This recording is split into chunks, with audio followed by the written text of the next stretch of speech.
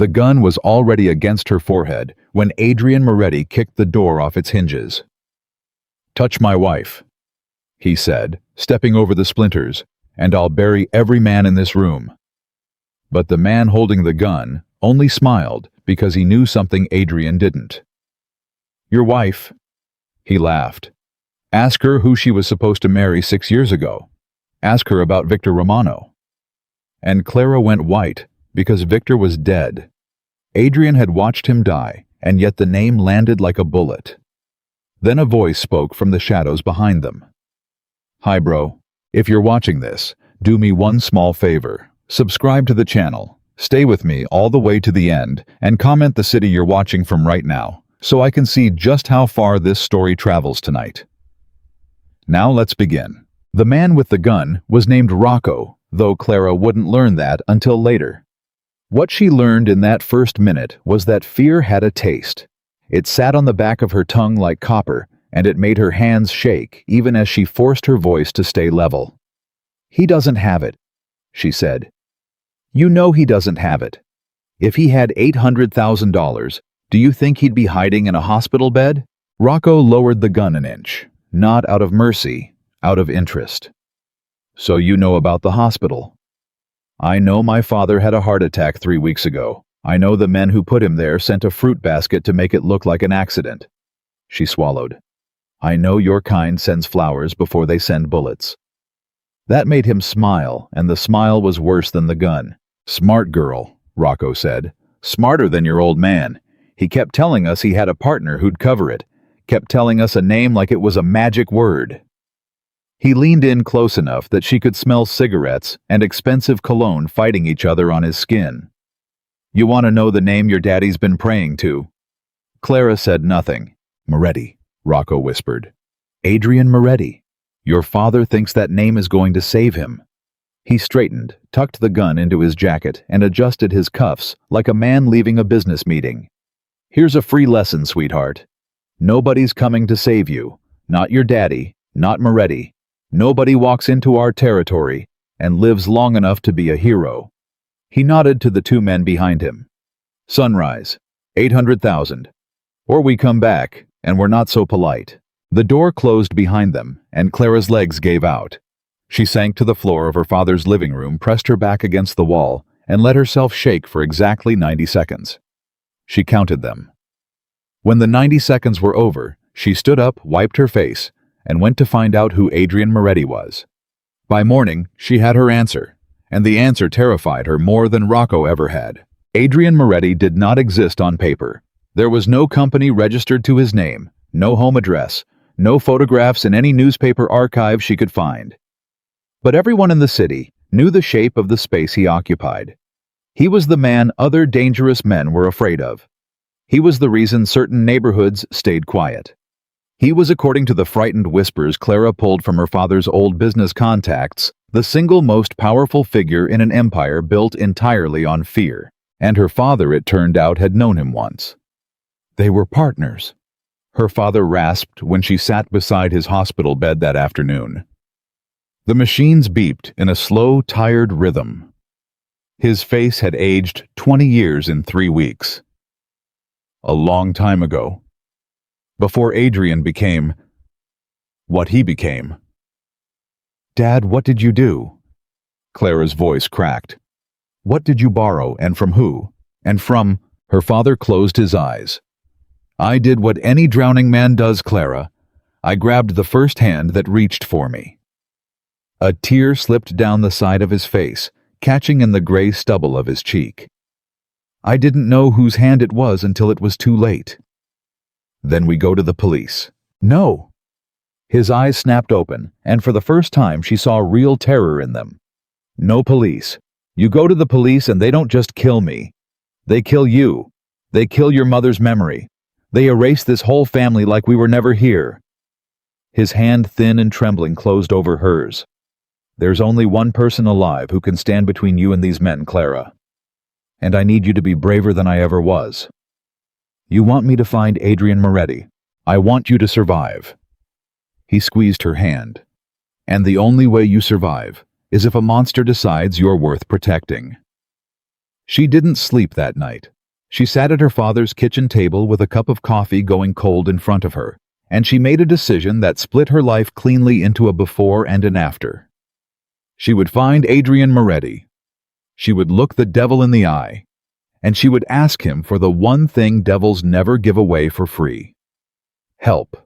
Finding him was easier than she expected, which she would later understand meant he had allowed himself to be found. 2 days after Rocco's visit, a black car pulled up outside her father's house without a sound, as if it had rolled out of a place where noise wasn't permitted. A driver in a dark suit opened the back door and said only 4 words: "Mr. Moretti will see you." Clara had imagined a fortress. What she got was a house so large and so silent that walking through it felt like walking through the inside of a held breath. Men stood at the corners of every room, and none of them looked at her, and all of them saw her. The driver led her through hallways where her footsteps were the only sound past doors that stayed closed, until finally she was shown into a study where a fire burned low and a man sat behind a desk with his back to her, facing a window that looked out on nothing but darkness. "Sit," he said. She didn't sit. "I'll stand." That was the first time Adrian Moretti turned to look at her, and Clara understood in an instant why grown men lowered their voices when they said his name.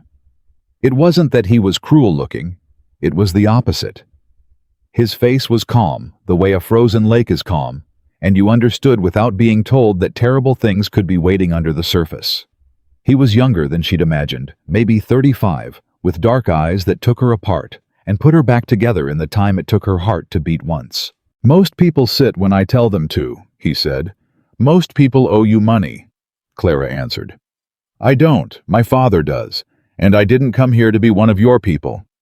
Something flickered across his face. If she'd blinked, she'd have missed it. "Then why did you come?"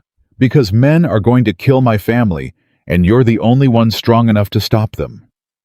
She kept her chin up, even though her whole body wanted to fold. "I came to ask for your protection." Adrian was quiet for a long moment. Then he stood and walked around the desk, and he moved with the unhurried confidence of a man who had never in his life needed to rush. He stopped a few feet from her and studied her the way a surgeon studies an X-ray. "You know what I am," he said. It wasn't a question. "I know what people say you are. And you walked into my house anyway. I didn't have a choice. Everyone has a choice." His voice was soft, almost gentle, and that gentleness was the most frightening thing about him. "You could have run. You could have taken your father and disappeared. Instead, you walked straight into the one place most people spend their lives avoiding." He tilted his head. "That's either very brave or very stupid, Miss Bennett. I haven't decided which. Does it matter as long as it works?" For the first time, the frozen lake cracked. Adrian Moretti almost smiled. "No," he admitted. "I suppose it doesn't." He turned away from her and walked to the window, and when he spoke again, his voice had changed. The gentleness was gone, replaced by something flat and businesslike. "Your father borrowed money from an organization called the Solari family. They are ambitious, they are stupid, and they have been trying to move into my territory for 2 years. Your father's debt is nothing to them. $800,000 is pocket change. What they actually want is a reason to plant a flag in my part of the city, and your family gave them one." Clara's stomach dropped. "So this was never about the money." "It was never about the money," Adrian agreed. "Which is why paying it wouldn't save you. Even if you found the $800,000 tonight, the Solaris would invent a new debt tomorrow. They don't want to be repaid. They want to own you, because owning you is a way of hurting me." He turned back to face her.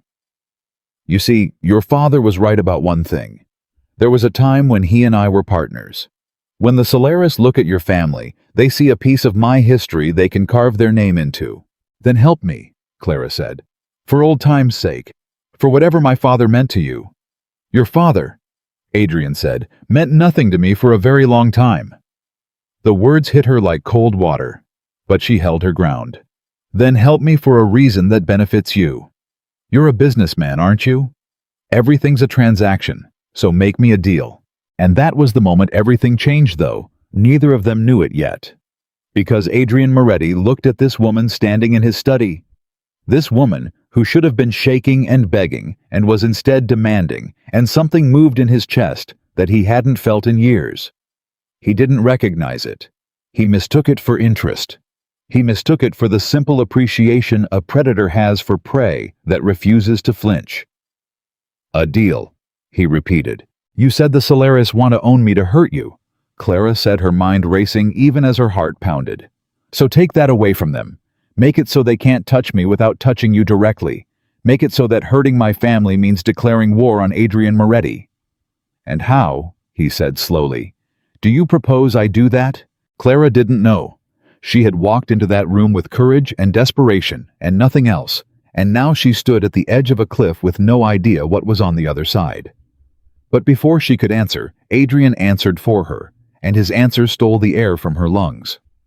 "Marry me," he said. The fire popped.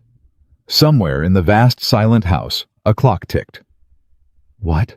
Clara whispered. "You asked how to make you untouchable." Adrian's voice was perfectly calm, as if he'd suggested nothing more shocking than the weather. "The Solaris are cowards. They pick targets they think are weak. A poor family with a sick father and a daughter with no protection that's a target. But the wife of Adrian Moretti..." He shook his head slowly. "No one in this city would dare to lay a finger on my wife. Not the Solaris, not anyone. The moment you wear my name, you become the single most dangerous woman to touch in the entire country." "You're insane," Clara breathed. "I'm practical."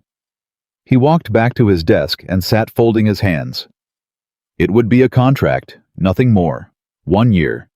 A public marriage so the whole world understands exactly whose family you belong to. No romance, no expectations, no complications. At the end of the year, when the Solaris have been dealt with and your father's debt has been erased, we divorce quietly and you walk away with your life and your freedom." "And what do you get?" Clara demanded. "Because you said it yourself, everything's a transaction. So what does the Mafia boss get out of marrying a stranger?" Adrian was silent for a moment, and in that silence, a shadow crossed his face that Clara couldn't read. When he answered, he didn't answer the question she'd asked. "The Solaris made a move on my territory," he said. "By protecting you, I get a reason to end them. Consider yourself the excuse I've been waiting for." It wasn't the whole truth. Clara sensed that, even then. But she was drowning, and here was a hand reaching for her, and she was her father's daughter after all. 1 year, she said. 1 year. No emotions. No emotions. Adrian agreed, and if either of them had been paying closer attention, they might have noticed how quickly he said it the way a man says a thing he needs to believe. "And if I say no?" Adrian leaned back in his chair. "Then you walk out of this house and I forget you were ever here, and the Solaris put a bullet in your father before the week is out, and probably one in you as well." He said it without cruelty, which was worse. He said it the way a man reads a weather report. "I'm not threatening you, Miss Bennett. I'm the only thing standing between you and that outcome. Whether you accept my protection is entirely your choice. But those are the only 2 roads in front of you tonight." Clara looked at this man, this monster her father had sent her to, and she thought about Rocco's gun against her forehead, and she thought about her father's thin hand shaking in hers, and she made the choice that would either destroy her or save her, and she still didn't know which. "I'll marry you," she said, and she watched something she would spend the next year trying to understand pass through Adrian Moretti's eyes. It wasn't triumph. It wasn't satisfaction. It looked for one impossible second like grief. What Clara didn't know, what she couldn't have known, was that Adrian Moretti had said yes to this arrangement for a reason he would never speak aloud. Because 6 years earlier, in the back room of a burning warehouse, a man Adrian loved more than a brother had grabbed his collar with blood on his hands and made him swear an oath. "If I don't make it out of this," Victor Romano had gasped. "You protect her. You hear me, Adrian? You protect Clara Bennett with your life. Promise me." And Adrian had promised. He had promised, and then he had watched Victor Romano walk back into the fire, and he had never seen his best friend alive again. For 6 years, Adrian had believed Victor was dead. For 6 years, he had kept a quiet, distant watch over a woman he had never met. A woman Victor had loved with his whole shattered heart. A woman who had no idea that a mafia boss checked on her safety twice a year, the way a man checks on a debt he can never repay. And now, by an accident of fate so cruel, it felt designed that same woman had walked into his study and asked him to marry her. Adrian had said yes, not because it was practical. He had said yes because it was the only way to keep the promise he'd made to a dead man. And he swore to himself in the silence after she agreed that he would never let Clara feel a single thing for him. Because she belonged to Victor's memory. Because loving her would be a betrayal of the one person who had ever truly trusted him. Because Adrian Moretti did not deserve to want the woman he was sworn only to protect. He would keep her safe. He would keep her at arm's length. And in 1 year he would let her go, and Victor's ghost would finally rest. That was the plan. It survived exactly 11 days. The wedding was held 9 days after that first conversation in a courthouse, emptied of everyone but the officiant 2 witnesses and a dozen armed men. Clara pretended not to notice. She wore a simple white dress that Adrian's people had provided without asking her opinion. He wore black. They stood in front of a nervous judge who had clearly been paid or frightened into performing the ceremony, and they spoke vows that neither of them meant. And when the judge said Adrian could kiss the bride, Adrian looked at Clara for a long moment, and then pressed his lips to her forehead instead. It was the first tenderness anyone had shown her in weeks, and it undid her more than any threat ever had. "Why did you do that?" she asked in the car afterward, her voice barely above a whisper. "Do what? You didn't have to. There was no one there who mattered. You could have just shaken my hand. Why the forehead?" Adrian stared out the window at the passing city. For a long time she thought he wouldn't answer. "Because a kiss on the lips is a lie," he finally said. "And I've decided that whatever else this marriage is, I won't lie to you." Clara turned that answer over in her mind for the rest of the drive, and she couldn't make it fit the man she'd been warned about. They arrived at the mansion that would be her home for the next year, and Adrian's housekeeper, an older woman named Sophia, with kind eyes and a suspicious mouth, showed Clara to her room. It was on the opposite end of the house from Adrian's. Clara understood the message. Separate lives, separate wings, a marriage in name, and nothing else. "He told me to make sure you have everything you need," Sophia said, folding back the covers on the enormous bed.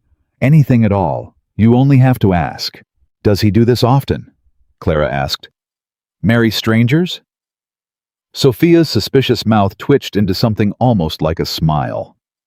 "In 15 years, she said, I have never once seen a woman sleep under this roof." She paused at the door. "You're the first Mrs. Moretti, whatever that means." The name sat strange on Clara's skin. Mrs. Moretti. She lay awake that first night in a stranger's house, a stranger's name wrapped around her like a shroud, and she stared at the ceiling and tried to remember the person she'd been 2 weeks ago. The person with a normal job and a normal apartment and a father who was only ordinarily in trouble. That person was gone. In her place was a woman married to a monster, and the strangest part, the part she couldn't say out loud even to herself, was that the monster kept doing things monsters weren't supposed to do. Like the medicine. Clara caught a cold in her second week. A miserable thing that left her feverish and shivering, and she didn't tell anyone because she didn't want to be a burden in a house where she was already a stranger. But when she woke the next morning, there was cold medicine outside her door, and a thermos of hot tea, and a note in a hard slashing handwriting that read, "Only drink this." "You're no use to me, sick." She should have been insulted. Instead, she cried, and she couldn't have explained why if her life depended on it. Like the coffee. 3 days later, she came down to the kitchen early before dawn, unable to sleep, and found Adrian already there in the darkness, drinking coffee alone. He didn't look up when she came in, but he slid a second cup across the counter toward her, and when she picked it up and tasted it, it was exactly the way she liked it. Cream, no sugar, a little cinnamon. She had never once told him how she took her coffee. "How did you know?" she asked. "I noticed things," was all he said. And then he left the kitchen, taking his coffee with him, leaving her alone with a mystery she didn't know how to solve. She began to watch him after that. She couldn't help it. She watched the way the most dangerous men in the city lowered their eyes when he entered a room. She watched him make decisions in a single word that changed the lives of people she never saw. She watched him be exactly as cold and ruthless and terrifying as everyone said he was. And then she watched him leave a plate of food outside her door when he thought she'd skipped dinner. She watched him quietly have her father moved to a better hospital, a private room, the best doctors in the state, and never mention it, never take credit, never expect thanks. She watched him send men to sit outside that hospital room around the clock, protecting a dying man who could do nothing for him in return. "I don't understand you," she told him one evening, 3 weeks into their arrangement, finding him in his study. "Everyone's afraid of you. Everyone says you're a monster. And then you do these things and I can't make them fit." Adrian didn't look up from the papers on his desk. "Then stop trying to make them fit." "I can't. It's driving me crazy." She stepped closer. "You moved my father to a better hospital. You didn't have to do that. It doesn't protect you. It doesn't help your war with the Solaris. There's no transaction in it. So why?" Adrian's pen stopped moving, and when he looked up at her, his eyes held something raw and exhausted, something she'd never seen in them before. "Because your father is dying," he said quietly. "And no one should die frightened and alone in a bad hospital, not even a man who made the worst decision of his life." He set down the pen. "There. Now you know I'm capable of a kindness that costs me nothing. Does that make me less of a monster, Clara? Or does it just make me a monster who occasionally remembers what it was to be a man?" She had no answer for that. And the way he said her name, not Miss Bennet, not Mrs. Moretti, just Clara, sat in her chest for hours afterward. But if Clara was confused, Adrian was in agony, because every kindness he showed her was a crack in the wall he'd built. He told himself the medicine was practical. He told himself the coffee was a habit. He told himself the better hospital was simple decency. But he knew in the honest part of himself he tried never to visit that he was doing these things because he could not stop himself. Because when he looked at Clara Bennet, he did not see Victor's ghost anymore. He saw a woman who challenged him, who questioned him, who looked at Adrian Moretti and refused to be afraid. And that terrified him more than any enemy ever had, because he had promised Victor. And wanting her was a betrayal of the only man who had ever trusted Adrian with his whole heart. He didn't know that Victor was alive. He didn't know that the man he mourned had spent 6 years believing Clara was still waiting for him. He didn't know that the promise he was breaking a little more with every kind gesture was about to walk back into his life and shatter everything. He only knew that he was falling, and that he had no right to, and that he had to stop. So he made a decision. He would push her away. He would be cruel if cruelty was what it took, because cruelty was the one language he'd always been fluent in. He got his chance 3 nights later. The Solaris made their first real move. Not against Clara. They weren't stupid enough for that yet, but against Adrian's business, a warehouse burned in the night, 2 of his men hospitalized. Adrian came home at 3 in the morning with blood on his knuckles and rage in his chest. And he found Clara waiting up for him in the kitchen, worry written all over her face. "You're hurt," she said, rising from her chair. "Go to bed." "Adrian, your hands." "I said go to bed." His voice came out like a whip, and he saw her flinch, and he hated himself, and used the hatred to keep going. "You are not my wife, Clara. You are a contract. Do you understand? You are a piece of paper I signed to solve a problem. Don't wait up for me. Don't worry about me. Don't look at me like I'm a person you care about, because I am not, and I never will be." He stepped close, using every inch of the fear he knew how to summon. "I am the most dangerous man you will ever meet, and the day you forget, that is the day you get us both killed. Now go to bed." Clara stood very still. And then, instead of running, instead of crying, instead of doing any of the things he expected, She reached out, took his bleeding hand in both of hers, and turned it gently palm up to look at the wound. "You can say whatever you want," she said quietly, not letting go of his hand. "You can tell me I'm a contract. You can tell me you don't care. But you left medicine outside my door when I was sick, and you know how I take my coffee, and you moved a dying man to a better hospital for no reason that helps you at all." She lifted her eyes to his. "So you can lie to me all you want, Adrian Moretti. I've just decided I'm not going to believe you." And Adrian, the most feared man in the city, the man who had never in his adult life been rendered speechless, stood frozen in his own kitchen with his hand in hers and no idea what to do. That was the night the wall came down, though he'd have denied it with his last breath. He let her clean the wound. He sat in a kitchen chair like an obedient child while she found the first aid kit Sophia kept under the sink, and rapped his knuckles with a gentleness no one had shown him in longer than he could remember. Neither of them spoke. The only sound was the tearing of tape and the low hum of the refrigerator. "Who did this to you?" she finally asked. "You don't want to know." "I'm asking, aren't I?" Adrian looked at the top of her bent head at the careful way she worked, and something in him broke loose. "The Solaris. They burned one of my warehouses tonight. 2 of my men are in the hospital. One of them has a daughter about your age." He watched her hands still for just a moment. "This is my world, Clara. This is what you married into. Blood and fire and men who solve problems with violence. I pushed you away tonight because I wanted you to see it clearly. I wanted you to be afraid of me because being afraid of me is the safest thing you can do." Clara finished taping his hand. She held it a moment longer than she needed to. Then she looked up at him. "I've been afraid my whole life," she said. "Afraid of losing my father. Afraid of the men who came to our door. Afraid of you when I walked into this house." She let go of his hand. "But I'm tired of being afraid, Adrian. And somewhere in the last 3 weeks, I stopped being afraid of you. So whatever you're trying to protect me from by pretending to be a monster, it isn't working. Because I've seen the man underneath, and he's the least frightening thing in this whole house." She stood, put the first aid kit away, and walked to the door. There she paused. "Good night," she said.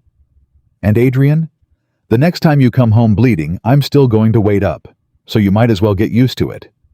She left, and Adrian Moretti sat alone in his kitchen for a long time, staring at his bandaged hand, feeling the ghost of her fingers against his skin, and understanding with a dread that reached all the way to his bones that he was in terrible, terrible trouble. He had promised Victor he would protect her. He had never promised he wouldn't fall in love with her, and it was too late now to promise anything at all. The next morning, Clara woke to find a single white rose outside her door. No note this time, just the flower. She picked it up and held it to her chest, and stood in the hallway of that vast silent house, and for the first time since a gun had been pressed to her forehead, she let herself feel something other than fear. She let herself hope. She had no way of knowing that 3 states away in a hospital he'd checked himself out of against medical advice. A man with a scarred face and a heart full of 6 years of longing was boarding a train. She had no way of knowing that this man had spent every one of those 6 years believing she was waiting for him. She had no way of knowing that the name he whispered to himself as the train pulled out of the station, the name that had kept him alive through things no man should survive, the name he was traveling across the country to reclaim, was hers. But Adrian knew none of it either. Adrian only knew that he had fallen in love with the one woman on earth he had no right to want, and that keeping his promise to Victor now meant breaking his own heart. He found Clara in the garden that afternoon, the white rose tucked behind her ear, and he stood in the doorway watching her the way a man watches something he knows he's going to lose. "Clara," he said. She turned and she smiled at him, and the smile went through him like a blade. "I need to tell you something," Adrian said, "about why I really agreed to marry you. About a promise I made a long time ago to a man you used to know." He took a breath, and for the first time in 6 years, Adrian Moretti prepared to say the name he had buried along with his best friend. "It's about a man named Victor. Victor Romano. and Clara's smile fell from her face like something dropped from a great height, and the white rose slipped from behind her ear and landed at her feet, and in a voice barely above a whisper, she said the words that changed everything. "How do you know that name?" she breathed. "How do you know about Victor? I never told you about Victor. I never told anyone." Her hand rose to her mouth. "Adrian, how do you know the name of the man I was supposed to marry 6 years ago?" And Adrian Moretti, who had answers for everything, who had planned this conversation 100 times in his head, found that he had no answer at all. Because the woman he'd married to honor a dead man's memory had just told him something impossible. She hadn't just known Victor. She had been going to marry him too. "Answer me," Clara said, and her voice had gone cold and sharp in a way Adrian had never heard from her. "How do you know that name?" Adrian didn't move from the doorway. He'd faced men who wanted to kill him without his heart rate changing. He'd walked into rooms full of enemies and walked out alone. But this small woman with a rose at her feet and fury in her eyes made him feel for the first time in years like he'd lost control of a situation. "Because I knew him," Adrian said. "Victor Romano was my best friend." The color drained from Clara's face. She reached out and gripped the back of a garden chair to steady herself. "That's not possible." "He was my brother in everything but blood. For 11 years, there was no one in this world I trusted more." Adrian's voice roughened. "And 6 years ago, I watched him die." "No." Clara shook her head slow at first, then faster. "No, you're lying. You're saying his name to manipulate me. This is some game, some scheme. I don't know what you want, but..." "He grabbed my collar," Adrian said, stepping into the garden, now his voice low and terrible with memory. There was blood coming out of his mouth, and he made me promise something. He said, "If I don't make it out of this, you protect her. You protect Clara Bennett with your life. Promise me." Adrian stopped a few feet from her. "I've kept that promise for 6 years, Clara. You just never knew I was keeping it." Clara's legs gave out, and she sat down hard in the garden chair. For a long moment, she couldn't speak at all. When she finally did, her voice was a whisper. "That's why you agreed to marry me." "Yes. Not because of the Solaris. Not because I gave you an excuse." Her eyes rose to his, and they were shining. "Because he asked you to protect me. Because you made a promise to a dead man." "Yes." And then something crossed Clara's face that Adrian didn't understand. A flicker of guilt so sharp it looked like pain, and she looked away from him, down at the rose lying between them on the ground. "There's something you don't know," she said. "About me and Victor. About what really happened 6 years ago." Adrian went very still. "Tell me." "I didn't love him." The words came out of her in a rush, like she'd been holding them underwater. "Everyone thought I did. His family thought I did. But the truth is, Victor and I were arranged. His father and mine, they set it up the way families used to do. Victor was kind to me, he was gentle, but I was 22 years old and I didn't love him, and 3 days before the wedding I told him I couldn't marry him." The silence in the garden was absolute. "I broke it off," Clara whispered. "I told Victor I was sorry, but I couldn't spend my life pretending. And he looked at me with those sad eyes, and he said he understood, and he said he only wanted me to be happy." A tear slid down her cheek. "And then, he disappeared. 3 days before our wedding, Victor Romano vanished, and I never saw him again. And for 6 years, I've carried the guilt of thinking that I broke his heart so badly, he ran away and got himself killed." Adrian felt the ground shift under him. Because the story he'd carried for 6 years, the story Victor had told him in that burning warehouse, the story that had shaped every decision Adrian made about this woman, was a lie. Victor had told him Clara loved him. Victor had told him they were going to be married, that she was waiting for him, that she was the reason he wanted to survive. Victor had made Adrian promise to protect the woman who loved him. But Clara had never loved Victor. Clara had left him. And Victor had died with a lie in his mouth, a beautiful, desperate lie about a woman who was waiting for a man she'd already let go. "He told me you loved him," Adrian said hoarsely. He told me you were waiting for him, that you were going to be married." Clara looked up at him with horror dawning in her eyes. "No, Adrian, no. I ended it. I ended it before he disappeared. Why would he—" Her breath caught. "Why would he tell you that?" And Adrian, who had spent 6 years believing he was protecting a grieving widow, understood the truth at last, and it was crueler than anything he could have imagined. Victor hadn't been protecting the woman who loved him. Victor had been protecting the woman who'd left him. Because Victor had loved Clara enough that even with a broken heart, even bleeding out in a warehouse, his last thought had been for her safety. He'd lied to Adrian, told him she was waiting, made him swear the oath, because he'd known Adrian would keep a promise to a heartbroken groom more faithfully than a promise to a jilted one. Victor had used the only leverage he had. He'd manufactured a love story to make sure the woman who'd broken his heart would be protected by the most dangerous man alive. "He loved you," Adrian said, and his voice cracked on the word. "God help me, Clara. He loved you so much that he lied to me with his dying breath just to make sure I'd protect you." Clara pressed both hands to her mouth and began to cry in earnest. Now the deep, wrenching sobs of a grief 6 years buried. And Adrian, who had never in his life known what to do with another person's pain, crossed the last few feet between them, knelt down in front of her chair, and took her hands away from her face and held them in his own. "It's not your fault," he said. "I broke his heart. You told him the truth. That's not a crime." Adrian's thumbs moved gently over the backs of her hands.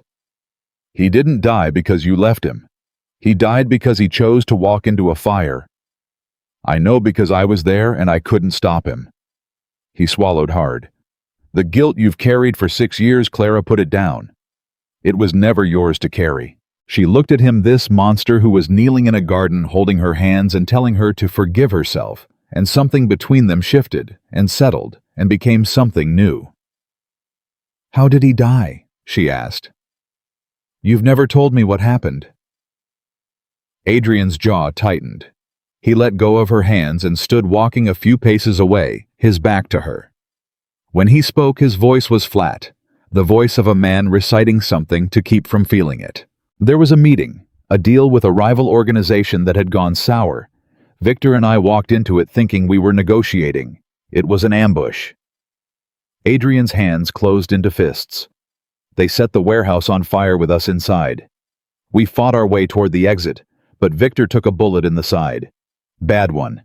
He couldn't move fast enough." Adrian's voice dropped. "He knew he was slowing me down. He knew if we stayed together we'd both die. So he grabbed my collar and made me promise to protect you, and then he shoved me toward the door and turned back to draw their fire so I could get out." Adrian turned to face her, and his eyes were wet. "The last thing I saw was Victor Romano walking back into the flames so that I could live. The building came down 20 seconds later. There was no body to bury. There was nothing left." "Adrian!" Clara stood and went to him. "I've spent 6 years hating myself for leaving him," Adrian said, "for being the one who lived. I told myself the only way to make it mean something was to keep my promise, to protect you no matter what. It was the only thing that let me sleep." He looked down at her. "And then you walked into my study and demanded I help you, and you were nothing like the grieving widow I'd imagined. You were fierce. You were alive. And I fell in love with you, Clara, and every single day I've hated myself for it, because I thought I was betraying the memory of the best friend I ever had." Clara's heart stopped and started again. "You love me." "I've loved you for weeks," Adrian said. "I've fought it with everything I have. Because I thought loving you meant dishonoring Victor. I thought I was stealing something that belonged to a dead man." He laughed a broken sound. "But he was never yours and you were never his. He set me free with a lie and I was too much of a coward to see it." "Adrian, you don't have to say anything," he said quickly. "I'm not telling you this to make you feel obligated. Our year isn't up. You're still free to walk away when the Soleras are dealt with. I just needed you to know the truth. About Victor. About why I really married you. About what you've become to me." He stepped back, putting distance between them, protecting her from himself the only way he knew how. "That's all." But Clara closed the distance he'd made. She reached up and put her hand against his jaw, against the rough stubble and the hard line of it, and she turned his face down toward hers. "You stupid, stubborn man," she said, and she was crying and smiling at the same time. "I stopped being afraid of you weeks ago, and somewhere in there, I stopped being able to imagine my life without you. I didn't have a word for it, but you just gave me one." She rose up on her toes. "I love you too, Adrian, whatever that means for two people like us. I love you." And Adrian Moretti, who had kissed her forehead at their wedding, because a kiss on the lips would have been a lie, kissed her now on the lips, because for the first time in his life, it was the truest thing he'd ever done. The rose lay forgotten on the ground beneath them. For 11 days, they had been married strangers. In the days that followed, they became something the contract had never accounted for. Something real. Adrian, who had spent his entire adult life keeping every human being at a careful distance, found himself unable to stay away from her. He came home earlier. He lingered over coffee in the mornings. He told her things he had never told another living soul, the truth about his childhood, the way he'd clawed his way up from nothing, the men he'd become to survive, and the man he wished he'd been instead. And Clara, who had walked into his house expecting a monster, found herself falling deeper every day into the complicated, wounded, unexpectedly gentle man who lived behind the monster's face. But the war did not stop for love. The Solaris were escalating. What had begun with a burned warehouse became a pattern of provocations, each one bolder than the last. They were pushing testing, looking for the moment when Adrian's guard would drop. And Adrian, who had once been able to think about the Solaris with cold clarity, now found his focus split, because for the first time in his life he had something to lose. "They know," he told Clara one night pacing his study while she sat curled in his chair. "The Solaris. They know you matter to me now. Before you were just my wife on paper, a piece of strategy. But they have eyes everywhere, and they've seen the way things have changed. That makes you a target in a way you weren't before. So what do? You stay inside the walls. You don't go anywhere without my men, and I end this war faster than I planned to." Adrian stopped pacing. "I was going to bleed the Solaris, slowly take them apart over months. I don't have months anymore. Every day this drags on is a day they might reach you." Clara rose from the chair and crossed to him. "I'm not made of glass, Adrian. I survived Rocco's gun to my head before I ever met you. I don't need to be locked in a tower." "Rocco is dead," Adrian said flatly, and watched her flinch. "I had it done the week we married. He put a gun to your head. He didn't get to keep his." He softened, seeing her face. "I'm not telling you that to frighten you. I'm telling you so you understand what I am and what I'll do to keep you safe. There is no line I won't cross for you, Clara. And that terrifies me, because a man with something to protect is a man who can be controlled through what he loves."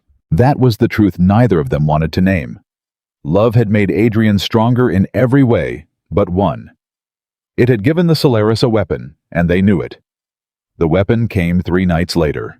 Clara was in the garden at dusk, the one place inside the walls where she could breathe, when a young man she'd never seen before came around the hedge. He wore the uniform of the household staff, and for half a second, she thought nothing of it. Then she saw his eyes, and his eyes were wrong, and her whole body went cold. "Mrs. Moretti," the man said, and he smiled. "You're a hard woman to get alone."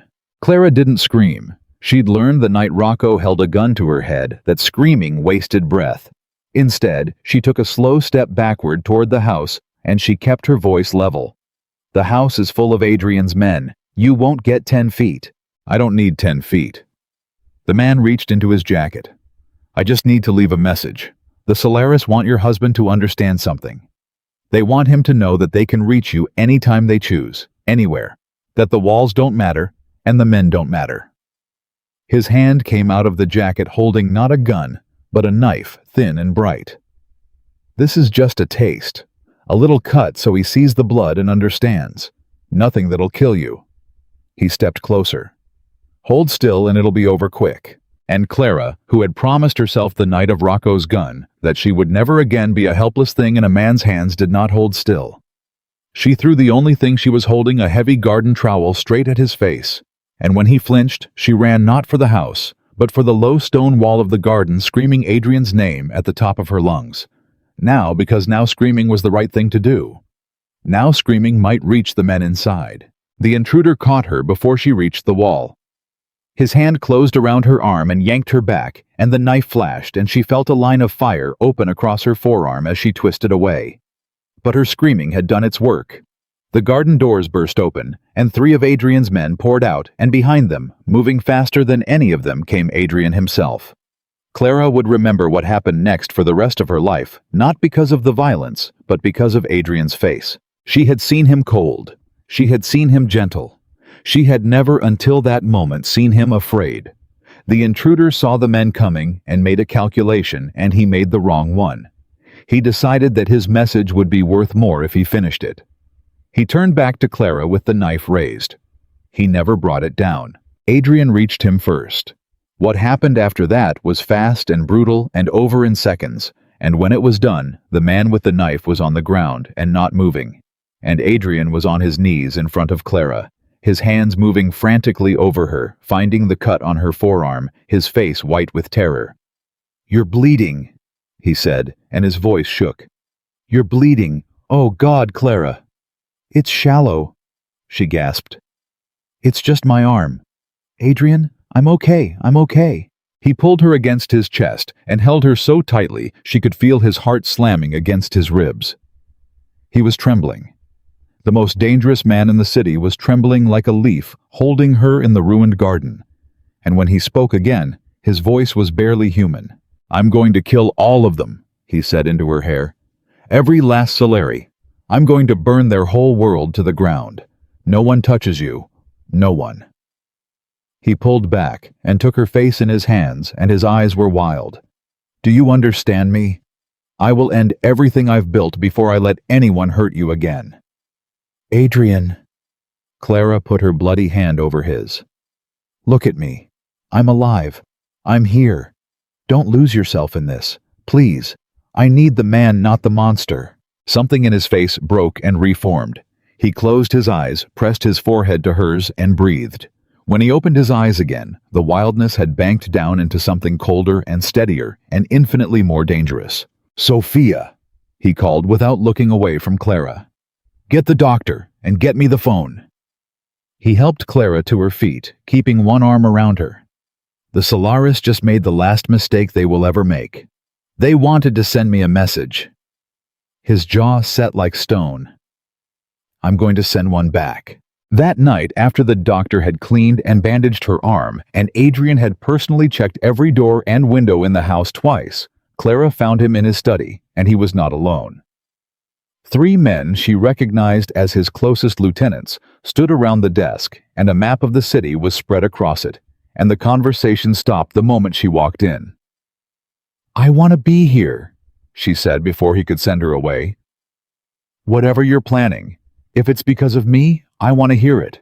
Adrian studied her for a long moment, and then, to the visible surprise of his men, he nodded and pulled out a chair for her.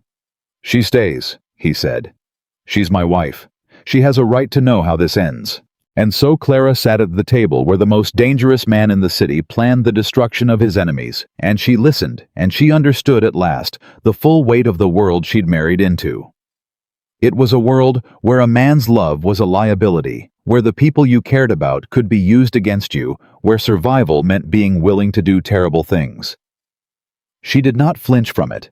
She had stopped flinching a long time ago. But something Adrian said that night caught in her mind and would not let go. "The Solaris are ambitious, but they're not smart enough to have found the crack in my walls on their own," he said, tapping the map. "Someone told them how to get a man inside dressed as staff. Someone told them the garden was where Clara went alone. That kind of information doesn't come from watching the house. It comes from inside it." His eyes went dark. "We have a traitor. Someone in my own organization is feeding the Solaris everything they need." The room went silent. "Who?" one of the lieutenants asked. "I don't know yet," Adrian said. "But I'm going to find out. And when I do—" He didn't finish the sentence. He didn't have to. Clara barely slept that night. She lay in Adrian's arms in his bed now, rather than her lonely room across the house, and she listened to him breathe, and she thought about traitors and knives in the garden, and the 6 years of guilt that had turned out to be built on a beautiful lie. She thought about Victor Romano walking into the fire so that Adrian could live and she could be protected. She thought about how strange it was that a dead man's love had reached across 6 years and put her in the arms of the man now sleeping beside her, and in a hospital 3 states away that she knew nothing about. That same dead man opened his eyes. Victor Romano had spent 6 years in a prison that had no name, held by the same organization that had ambushed them in the warehouse. They had pulled him from the fire, not to save him, but to use him to squeeze him for everything he knew about Adrian Moretti's operation. For 6 years, he had given them nothing. For 6 years, he had survived on a single thought, the memory of a woman's face. The belief, the lie he'd told himself so many times, it became true that Clara Bennett was somewhere out there waiting for him to come home. He didn't know she'd left him before he disappeared. In his memory, over 6 years, the pain of her rejection had blurred and softened, and finally rewritten itself until the woman he remembered wasn't the one who'd broken his heart 3 days before their wedding, but the one he'd wanted her to be. The one who loved him. The one who waited. That lie had kept him alive through things that should have killed him 10 times over, and now at last he was free. His captor's organization had finally collapsed, torn apart by a war with a rival, and in the chaos, a guard had grown careless, and Victor Romano had done what 6 years of captivity had prepared him to do. He had escaped. He had crawled out of his prison half dead, been found on a roadside by strangers, and woken up in a hospital with a scarred face, a body full of old wounds, and one single burning purpose. Find Clara. Come home. Claim the life that had been stolen from him. He didn't know Adrian believed he was dead. He didn't know Clara had married the man Victor loved most in the world. He didn't know that the promise he'd extracted with a lie in a burning warehouse had come true in a way he could never have imagined. He only knew her name, and he only knew he was finally going home. The nurse who checked on him that night found him sitting up in bed, staring at the wall, his hands shaking. "Sir, you should rest," she said gently. "You've been through a terrible ordeal. Is there someone we can call? Family, a wife?" And Victor Romano turned to her with eyes that had seen 6 years of darkness and held onto one single point of light, and he said the words that had kept his heart beating through all of it. "There's a woman," he said. "Her name is Clara Bennett. She's waiting for me." He almost smiled. "She's been waiting 6 years. I have to get back to her before she gives up hope." The nurse, who knew nothing of any of it, patted his hand and told him to rest and made a note to call a social worker in the morning. And Victor lay back against his pillow and closed his eyes and began for the first time in 6 years to plan a future. He would find Clara. He would explain everything, the ambush, the prison, the 6 years of hell. She would understand. She would forgive the time they'd lost, and they would finally have the life that had been stolen from them 3 days before their wedding. He had no idea that the wedding he was dreaming of had already happened. Just not with him. 2 days later, in Adrian's study, one of the lieutenants brought news that would tear open the healing wound of 6 years and change everything all over again. He came in pale and shaken, holding a single sheet of paper, and he would not look Adrian in the eye. "Boss," he said, "we've been tracking the Solaris communications trying to find the traitor. We intercepted something, but it's not about the traitor." He set the paper down on the desk with a hand that trembled slightly. "It's about a name that came up. A name we all know. A name that shouldn't be possible." Adrian picked up the paper. Clara, sitting across from him, watched the color drain from his face as he read. She had never seen him look like that. Not afraid. Not angry. Something worse. Something like a man watching a ghost walk out of its grave. "Adrian," she said. "What is it? What does it say?" Adrian set the paper down very slowly. When he looked up at her, his eyes were full of an emotion she couldn't name, joy and horror and disbelief, all tangled together into something that made her heart stop. "It's not possible," he whispered. "I watched the building come down. There was no body. There was nothing left. It's not—" He stopped. His hands were shaking now, the same hands that had never shaken in the face of any enemy. Clara. The paper. It's a message the Solaris intercepted from the organization that ambushed us 6 years ago. They're panicking because one of their prisoners escaped, a prisoner they've been holding since the warehouse fire. Clara's blood turned to ice. Adrian? What are you saying? He's alive. Adrian breathed, and his voice broke completely on the words. Clara, he's alive. Victor is alive. He never died in that fire. They took him. They've had him for 6 years. And now he's free and he's coming home and he's coming home for you. For a long moment, neither of them could speak. The paper lay on the desk between them like a live thing, like something that might detonate if either of them touched it again.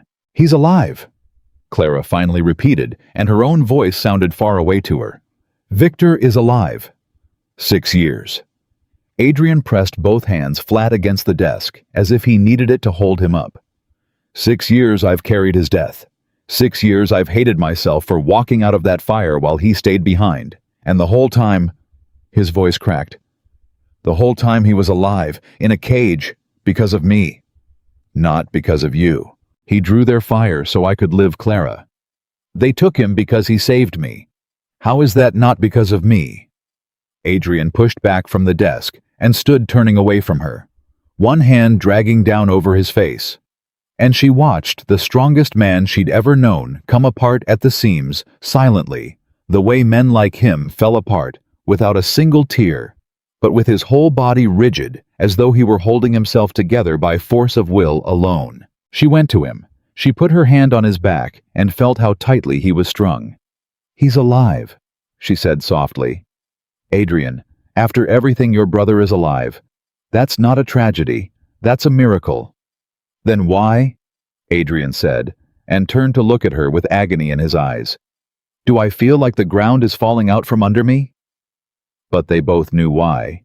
Because the miracle came with a price, and the price was written in the last line of that intercepted message. Victor Romano was free, and Victor Romano was coming home, and Victor Romano believed with his whole broken heart that a woman named Clara Bennett had spent 6 years waiting for him. And that woman was now Adrian's wife. He doesn't know. Clara whispered, the full horror of it settling over her. He doesn't know I left him. In his mind, we're still engaged. He's been holding on to that for 6 years to survive, and he's coming home to a woman who... She couldn't finish. Who married his best friend, Adrian said flatly. The words hung in the air. We have to find him first, Adrian said. And Clara could see him reaching for control, for the cold clarity that had kept him alive all these years, grabbing onto the practical problem because the emotional one was too enormous to hold. Before the Solaris do, before anyone does. The organization that held him is collapsing, which means Victor is a loose end. There are people who would rather he disappeared again permanently than have him walking around free with everything he knows. He was already moving toward the phone. I have to get to him first. I have to bring him in. I have to... Adrian. Clara caught his arm. What happens when you find him? He stopped, and she watched the question land, watched him realize that finding Victor solved the tactical problem and created a far worse one. Because when Adrian found Victor, he would have to tell him. He would have to look his brother in the eye.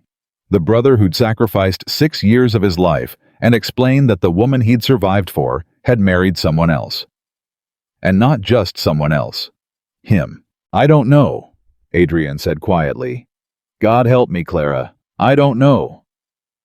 It took Adrian's men 4 days to find Victor Romano, and those 4 days were the longest of Clara's life. She and Adrian existed in a strange suspended state. Still married, still in love, but haunted now by a third person neither of them had laid eyes on in 6 years. They didn't talk about it much. There wasn't much to say. Every conversation circled the same impossible drain and came up empty. But at night, lying awake, Clara found her mind pulled back again and again to Victor. Not to the man coming home now, the stranger reshaped by 6 years of captivity, but to the young man she'd known. Kind Victor. Gentle Victor, who had accepted her rejection with such grace, who had told her 3 days before their wedding that he only wanted her to be happy. She had spent 6 years believing her rejection had killed him. Now she knew it had done something worse. It had sent him into a fire, and out of the fire into a cage, and through 6 years of darkness he had rewritten her into the woman who loved him, because that lie was the only thing strong enough to keep him alive. She had been his reason to survive. A version of her that had never existed. And now he was coming home to collect on a debt she'd never owed. "I have to see him," she told Adrian on the third night. "Whatever happens, whatever we decide, I owe him that. I owe him the truth from my own mouth." "It could be dangerous," Adrian said. 6 years in a place like that changes a man. I don't know what he'll be. I don't know what they did to him. He was gentle once. That was 6 years ago." Adrian's face was grim. "The Victor who walked into that fire is not necessarily the man who's going to walk out of that hospital. Prisons like that don't return people the way they found them. Whatever's coming home, Clara, it's had 6 years to grow teeth." The words chilled her, but she held to her decision. She would face Victor. She would tell him the truth, and she would let the pieces fall where they fell. On the 4th day, Adrian's men found him. Victor Romano had checked himself out of the hospital against medical advice, exactly as Adrian had once done, and he had begun making his way across the country, moving toward the city where he believed Clara was waiting. He had no money and no papers, and a body full of 6-year-old wounds, and he was traveling on nothing but will and a lie he'd told himself so many times it had become his heartbeat. Adrian's men intercepted him at a bus station 200 miles from the city. Adrian took the call in his study with Clara beside him. She watched his face as he listened, watched it move through relief and dread, and something so tender it hurt to look at. "Is he hurt?" Adrian asked into the phone. "Is he?" He closed his eyes. "Does he know it's my men who have him?" A pause. "Does he know anything about me, about the last 6 years?" Another pause longer. When Adrian opened his eyes, they were wet. "No. Don't tell him anything. Don't tell him about me, and don't tell him about Clara. Bring him here. Let me be the one." His voice dropped. "Let me be the one to tell my brother what's happened. He deserves to hear it from me." He hung up the phone and sat very still. "They have him," he said. "He's alive. He's coming here. He'll be here by tomorrow night." He looked at Clara. "And then I have to break the heart of the only man who ever loved me like a brother." They brought Victor Romano to the mansion the following evening. Clara was not in the room when he arrived. Adrian had asked her to wait upstairs to let him do this first part alone, brother to brother, before the impossible truth about the marriage entered into it. She had agreed. She sat at the top of the stairs out of sight, her heart in her throat, and she listened. She heard the front doors open. She heard footsteps. She heard a silence so total it seemed to press against her eardrums. And then she heard a voice she had not heard in 6 years, roughened and cracked and changed, but unmistakably, achingly familiar. "Adrian," Victor said. "Adrian. They told me it was you who found me. They wouldn't tell me anything else, they just—" His voice broke. "You're alive. God, you're alive. I thought all these years I thought you died in that fire. I thought I was the only one who—" "Victor." Adrian's voice was thick. "You're home. You're finally home." And then Clara heard the sound of 2 men who loved each other like brothers, embracing after 6 years of believing each other dead, and it was the sound of joy and grief and disbelief all at once, and she pressed her hand to her mouth to keep from crying out. "I looked for you." Victor was saying the words tumbling out of him. "After the fire, when they had me, I kept thinking if Adrian got out, he'll find me, he'll come for me. And you never came. 6 years and you never came, and I thought you were dead. I thought I was completely alone, and now—" A ragged breath. "You were alive the whole time. I thought you died in that building, Victor." Adrian's voice was destroyed. "I watched it come down. There was nothing left. I buried you 6 years ago. I've grieved you every single day. If I'd known God, if I'd known you were alive, I would have torn the whole world apart to find you. I swear to you. I swear on everything. I would have come. I know, Victor said softly. I know you would have. It's okay. It's okay, brother. We found each other. That's what matters. A pause.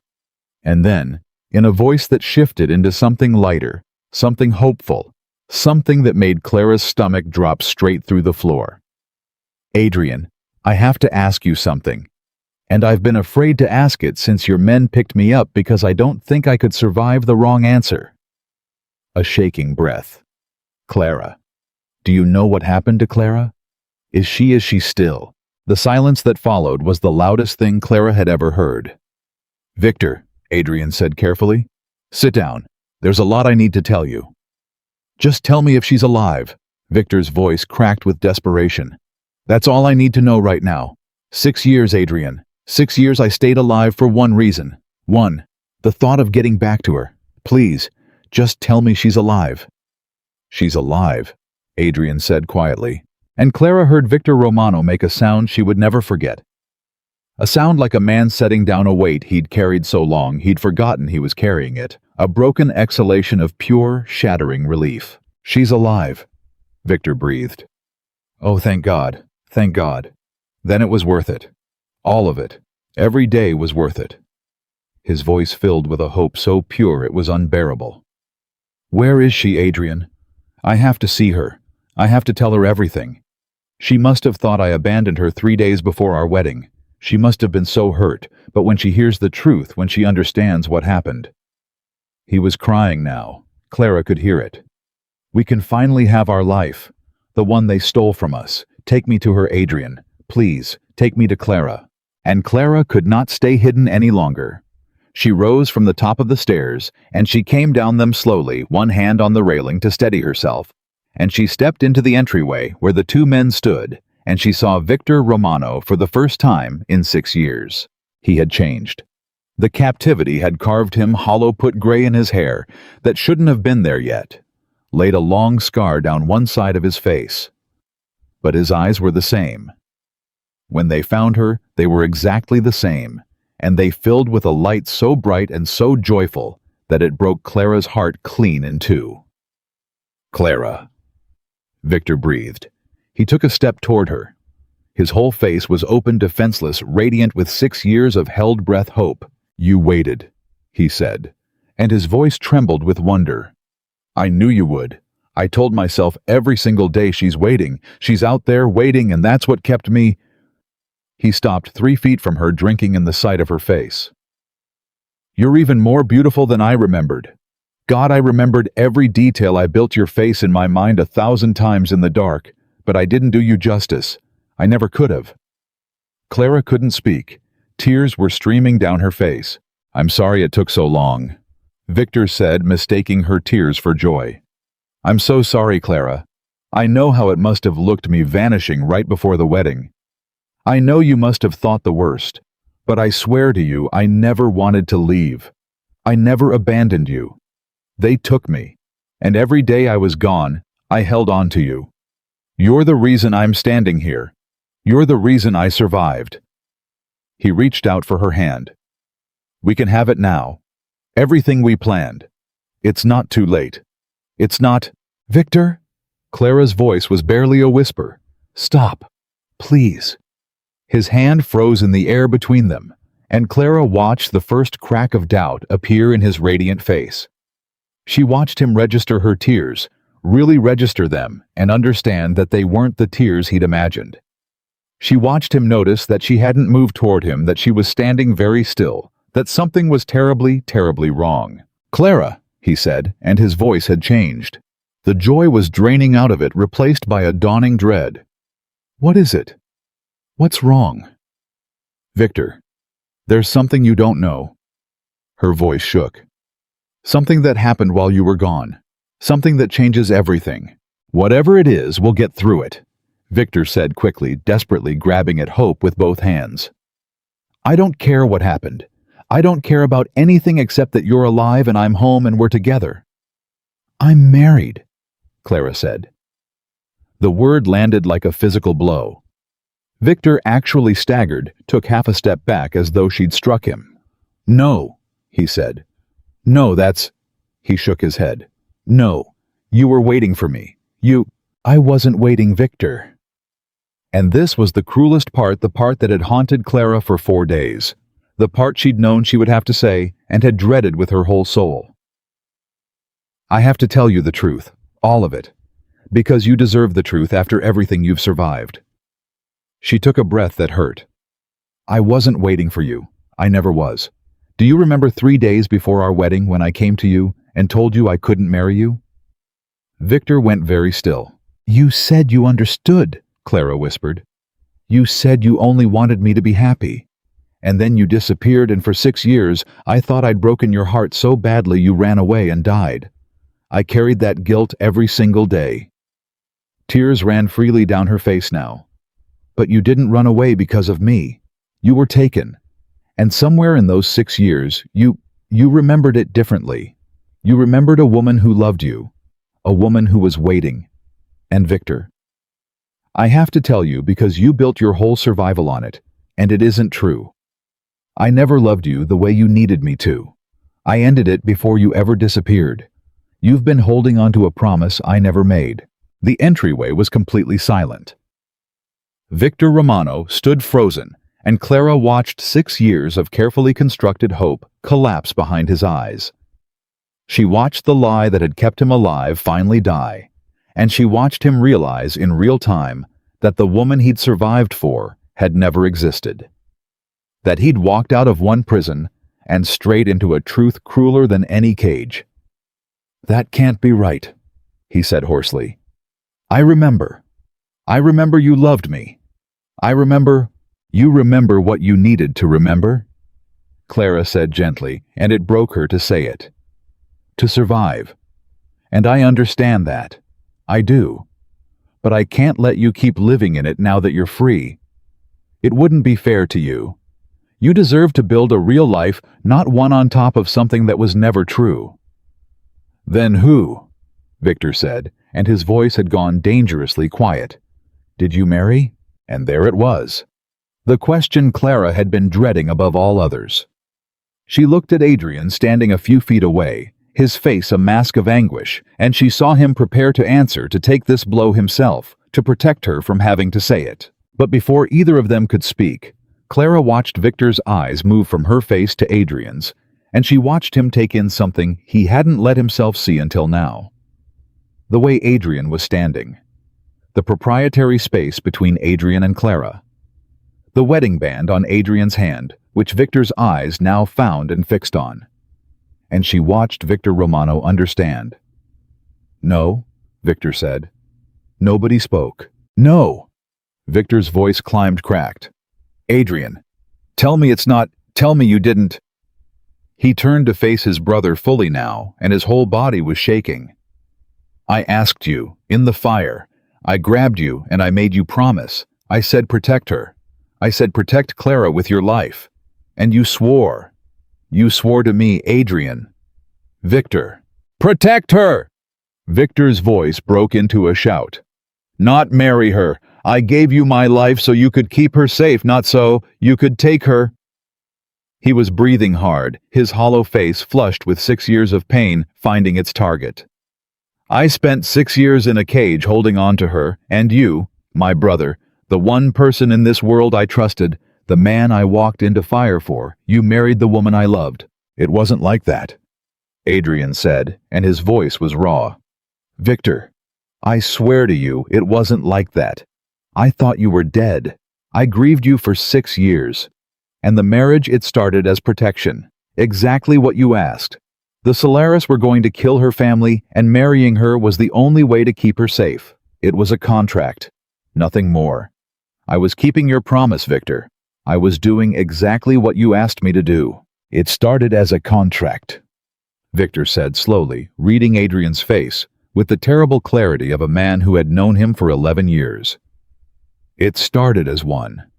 But it's not one anymore. Is it, Adrian?" His voice dropped to a whisper. "Look at me, and tell me you don't love her. Look me in the eye, brother, and tell me I'm wrong." Adrian couldn't do it. He opened his mouth. He tried. Clara watched him try to say the lie that would give Victor back some fragment of what he'd lost. And she watched him fail, because Adrian had told her once that whatever else their marriage was, he wouldn't lie, and he couldn't start now, not even to spare the brother he loved. "I can't tell you that," Adrian said quietly, "because it would be a lie. And you deserve better than a lie, Victor. You've survived on one for 6 years. I won't hand you another." The truth landed, and Clara watched it destroy the last thing Victor Romano had left. For a long moment he didn't move. He stood in the entryway of the house of the man he'd loved like a brother, looking at the woman he'd survived 6 years of hell to reach. And Clara watched something in him go very quiet and very cold. "6 years," Victor said, and his voice was empty now, drained of everything. "I gave you 6 years, Adrian. I walked into the fire so you could live, so you could keep her safe." He laughed, a terrible broken sound. "And you kept her safe all right. You kept her so close you married her. You took the one thing I asked you to protect and you made it yours." "Victor, please," Clara started. "Don't." He didn't even look at her. His eyes were locked on Adrian. "You don't get to comfort me. Not you, not the woman he stole." He was shaking his head slowly now, and there was something building behind his eyes, something Clara recognized with a jolt of fear, because she'd seen it before in the eyes of the man who'd held a gun to her forehead, the cold calculation of a person deciding what they were willing to do. "I trusted you with my dying breath. And you betrayed me in the deepest way one man can betray another." "I didn't betray you," Adrian said. "I mourned you. I honored you. Everything I did believing you were dead. But you're not sorry." Victor's voice was quiet as a blade. "That's the thing, Adrian. I can see it in your face. You're devastated that you hurt me. But you're not sorry you love her. Given the choice right now, this second, you wouldn't give her up, would you?" It wasn't a question. "Would you give her back to me if I asked? Right now, would you step aside and let me have the life you took?" The room went silent, and Clara watched Adrian Moretti face the most impossible question of his life. On one side, the brother who'd sacrificed everything for him, the man whose death he'd grieved for 6 years, the man he owed a debt he could never repay. On the other, the woman he loved, standing 3 feet away, her heart in her eyes. "No," Adrian said. The word fell into the silence like a stone into a well. "I would give you anything, Victor," Adrian said, and his voice shook with the weight of it. "My money, my territory, my blood. I would walk into a fire for you the way you walked into one for me. There is nothing in this world I own that I wouldn't hand you to make up for the 6 years you lost." He looked at Clara and then back at his brother, and his eyes were wet. "But I can't give you her, because she's not mine to give. She's not a thing I own that I can hand across a room. She's a person, and she gets to choose, and I won't take that choice away from her by pretending I'd force her into your arms to ease my own conscience." His jaw tightened. "You asked me to protect her, Victor. And the deepest way I know how to protect her now is to make sure that no man, not you, and not me, ever decides her life for her again." Victor stared at him. And Clara saw in that moment, the exact instant, that grief curdled into something else. She saw the gentle young man she'd once known finish dying, and she saw what 6 years of darkness had grown in his place, come fully into the light. "You always did have a way with words," Victor said softly. "Even now. Even standing on top of everything you took from me, you find a way to sound noble." He took a step back toward the door. "But here's what you forgot, brother. You forgot that I know you. I know how you think. I know how you built everything you have." His empty eyes moved between them. "And I know that a man with something to lose is a man who can be destroyed. You taught me that yourself a long time ago. Do you remember?" Adrian went cold. "Victor, whatever you're thinking." "I'm not thinking anything," Victor said. "I'm just a man who came home. A man with nothing left. No years. No woman. No brother." He reached the door and put his hand on it. You want to know the worst part, Adrian? If you'd just told me the truth from the start, if you'd found me and said, Victor, I fell in love with her. I'm sorry, I never meant to. I might have found a way to forgive you. Eventually. Because I love you. Because you're my brother. His hand tightened on the door. But you didn't get the chance to tell me because I found out standing in your entryway like a beggar watching the two of you flinch every time you looked at each other. And now I can't forgive you. Now I can only ask myself one question. He pulled the door open. How does it feel, brother, to finally understand that the thing you love most in the world is the thing that's going to destroy you? Victor, don't do this, Adrian said, and there was real fear in his voice now, not for himself, but for Clara. Whatever you've become in that place, whatever they did to you, you're still my brother. We can fix this. Stay. Let me help you. Let me... You've helped enough, Victor said. And then Clara watched him do the thing that told her more clearly than any words exactly how much the last 6 years had taken from him. She watched the man who'd once accepted her rejection with grace, who'd said he only wanted her to be happy, turn his ruined face toward her one last time. I would have loved you for the rest of my life, Victor told her quietly. I would have made you happy. That was all I ever wanted. His eyes hardened. Remember that, Clara. When this is over, when everything he built comes down around you both, remember that I was the one who only ever wanted your happiness, and he was the one who couldn't let you go. And with that, Victor Romano walked out of the house and into the night, and the door closed behind him, and Clara and Adrian stood alone in the entryway with the wreckage of everything. Adrian moved first. He crossed to the window and watched the darkness swallow the brother he'd just lost for the second time. He's going to the Solaris, Adrian said, and his voice was hollow. A man who knows everything about my operation, who has 6 years of rage, who just watched me marry the woman he survived for. The Solaris have been looking for a way inside my walls for 2 years. He turned to Clara, and his face was carved from stone. They just walked out my front door. Clara went to him and took his hand. Then we face it together, she said. Whatever comes, you and me. But even as she said it, even as Adrian pulled her against his chest and held her like the world was ending, Clara couldn't stop hearing Victor's last words, couldn't stop seeing the hollow, cold thing that had looked out of the eyes of the gentle man she'd once known. And somewhere, out in the dark, walking away from the house with nothing left to lose, Victor Romano was already deciding exactly how he was going to make his brother understand what it felt like to lose everything. The Solaris did not have to go looking for their weapon. Their weapon walked in through their own front door 3 nights later and offered himself up. Adrian knew it the moment his men brought word. Victor Romano had been seen entering a building the Solaris used for their meetings, and he had not been dragged in, and he had not been taken. He had walked in on his own 2 feet, a free man delivering himself to the enemy, and the enemy had welcomed him like a gift from God. They're calling him an asset, the lieutenant reported, unable to meet Adrian's eyes. Word is he's telling them everything. Your routes, your safe houses, the names of the men who report only to you. 6 years out of date, some of it, but a lot of it still good, and the parts that aren't current. He hesitated. He knows how you think, boss. That's worth more than any map. He's telling them how to predict you. Adrian took the news without a flicker, but Clara, standing beside him, felt his hand find hers and grip it hard enough to hurt, and she understood that the stillness on his face cost him everything.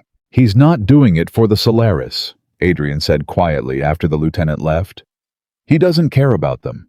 He's using them the way they think they're using him. They're a tool, a weapon he can point at me. His jaw tightened. He wants me to feel it, Clara. Every wall coming down. Every man turning. He wants me to watch everything I built get taken apart piece by piece the same way he had 6 years taken from him. He's not trying to kill me. Adrian's eyes were dark. He's trying to make me lose everything first. And then when there's nothing left, he'll come for the last thing. He didn't say what the last thing was. He didn't have to. Clara felt it in the way his hand tightened around hers. Her. The war that followed was unlike anything Adrian had faced in 20 years of building his empire. because for the first time, his enemy knew him from the inside. The Solaris had always been ambitious and stupid, easy to outmaneuver, predictable in their greed. But now they moved with a precision that came from somewhere else entirely. They hit a shipment Adrian had rerouted at the last minute, as though they'd known he would reroute it. They turned one of his mid-level men, then another, reaching people Adrian would have sworn were untouchable, because Victor knew exactly which men had grievances, which ones could be bought, which ones had families that could be leveraged. Every move the Solaris made had Victor's fingerprints on it, and every move landed. "He's inside my head," Adrian said one night, standing over a map of the city that was bleeding red in more places every week. "Every plan I make, I have to ask myself, would Victor expect this? And he knows I'm asking that, so he plans for me to change course, and then I have to change course from changing course, and..." He pressed his palms into his eyes. "You can't win a war against a man who knows how you think. There's no move I can make that he can't see coming, because for 11 years he watched me make every move I know." "Then stop thinking like the man he knew," Clara said. Adrian lowered his hands and looked at her. "He knows Adrian Moretti," Clara said. "The Mafia boss. The man who plans 3 moves ahead, who never lets emotion into a decision, who solves everything with cold strategy. That's the Adrian he spent 11 years learning." She stepped closer. "But that's not the only man you are anymore. He doesn't know the man who leaves medicine outside my door. He doesn't know the man who told me the truth about Victor in the garden, when a lie would have been easier. He's planning against the man you used to be. So become the man you've turned into. Do the thing he'd never predict." Adrian stared at her for a long moment. "And what," he said slowly, "would that be?" Clara took a breath. "Talk to him. Not through your men, not through the Solaris. Face to face. The one thing a man like Victor, or the man Victor used to be, would never expect from Adrian Moretti is that you'd walk into a room unarmed and just tell him the truth. All of it. Everything you've never said. He'd kill me. Maybe." Clara's voice didn't waver. "Or maybe the man who once accepted my rejection with grace, the man who walked into a fire so his brother could live, is still in there somewhere under 6 years of rage.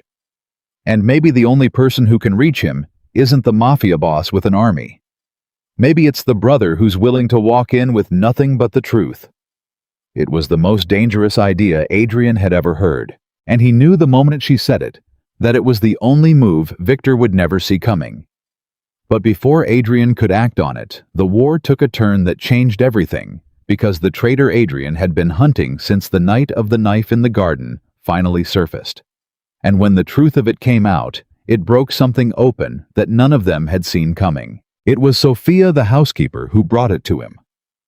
Old Sophia, with the kind eyes and the suspicious mouth, who had run Adrian's household for 15 years, who had told Clara on her first night that no woman had ever slept under that roof.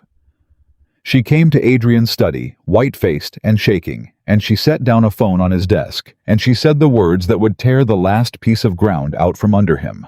"It's my grandson," she whispered. "Boss, forgive me, I didn't know until tonight. I swear on my life I didn't know. But I found these messages on his phone, and..." Her voice broke. "He's the one. He's the one who told the Solaris about the garden, about how to get a man inside dressed as staff. It was my grandson, my own blood under your roof, and I never saw it." Adrian went very still. "Why? Money," Sophia wept. "Just money.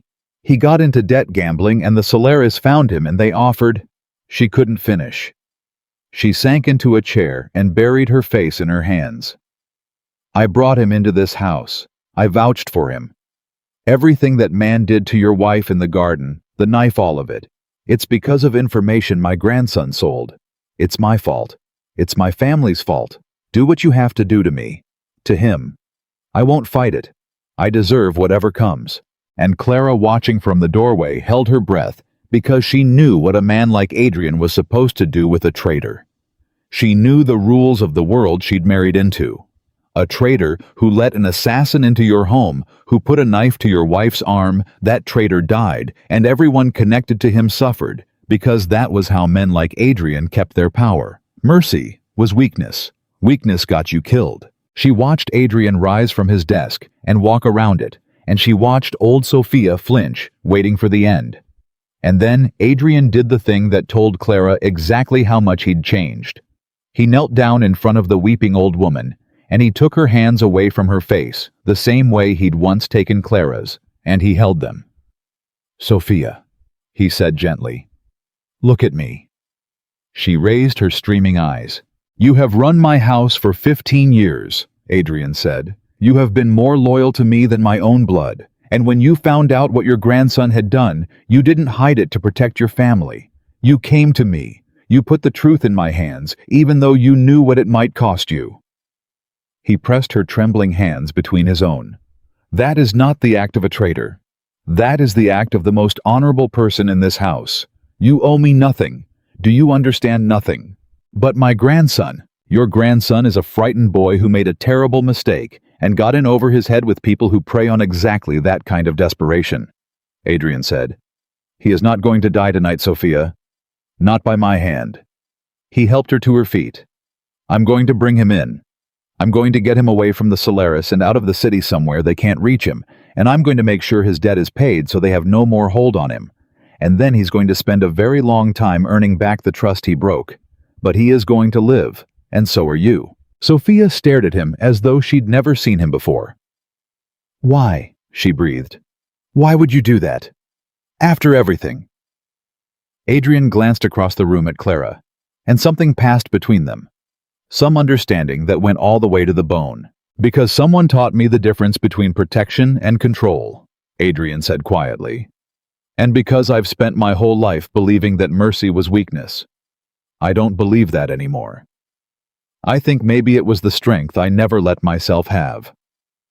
He squeezed the old woman's hands once more. "Go home, Sophia. Rest. We'll bring your grandson in tomorrow. He's going to be all right. I promise you." When Sophia had gone, Clara crossed the room and put her arms around Adrian from behind, pressing her cheek against his back. "The old you would have killed them both," she said softly. "The old me would have," Adrian agreed. "And the old me would have been the man Victor is planning against, a man who solves everything with blood." He turned in her arms to face her. "You did that, Clara. You reached into me and found something I'd buried so deep I forgot it was there. And I think—" He stopped, and something shifted in his eyes, a realization dawning. "I think that's the answer. That's the thing Victor can't predict. He's planning against a monster. He doesn't know the monster's gone." That night, Adrian made his choice. He would go to Victor, alone, unarmed, not as the Mafia boss marshaling his forces, but as the brother who owed a debt he could never repay. And he would do the one thing that Victor Romano, in all his 6 years of rage-fueled planning, could never have accounted for. He would tell his brother the whole truth and ask for nothing in return. Clara begged to come. Adrian refused, and for once she didn't fight him, because she understood that this was something he had to do alone. Brother to brother, the way it had begun in a burning warehouse 6 years before. "If I don't come back," Adrian said at the door, holding her face in his hands, "I need you to know something. Marrying you was the best thing I ever did. Not because it kept a promise, not because it saved your family, because it saved me." He kissed her slow and deep, like a man memorizing something. "Whatever happens tonight, you gave me back my soul, Clara. Nobody can take that. Not even Victor." And then he walked out into the dark to face the brother who wanted to destroy him. Victor was waiting for him in an empty warehouse, because of course it was a warehouse, because some cruelties are written by fate itself. He was alone. He'd sent the Solaris men away. And when Adrian walked in with his hands visible and empty and no army at his back, Clara would later learn Victor's first reaction was not triumph. It was suspicion. "Where are your men?" Victor asked, his hand near the gun at his hip. "Home," Adrian said.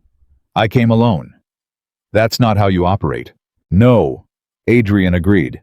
"It's not how I used to operate. Things change." He stopped in the middle of the empty space well within range of Victor's gun, and he spread his empty hands. "I'm not here to fight you, Victor. You could kill me right now, and I wouldn't stop you. I came to say the things I should have found you and said 6 years ago if I'd known there was anyone to find." Victor's hand stayed near the gun, but he didn't draw it. "You want to talk," he said flatly. "After everything. You think words are going to fix this?" "No," Adrian said. "I don't think anything's going to fix this. I don't think there's a version of tonight where you forgive me. I gave up hoping for that. I'm not here to be forgiven, Victor." He took a breath. "I'm here because you deserve the truth from the one person who owes it to you, and because I need to say it whether you forgive me or not."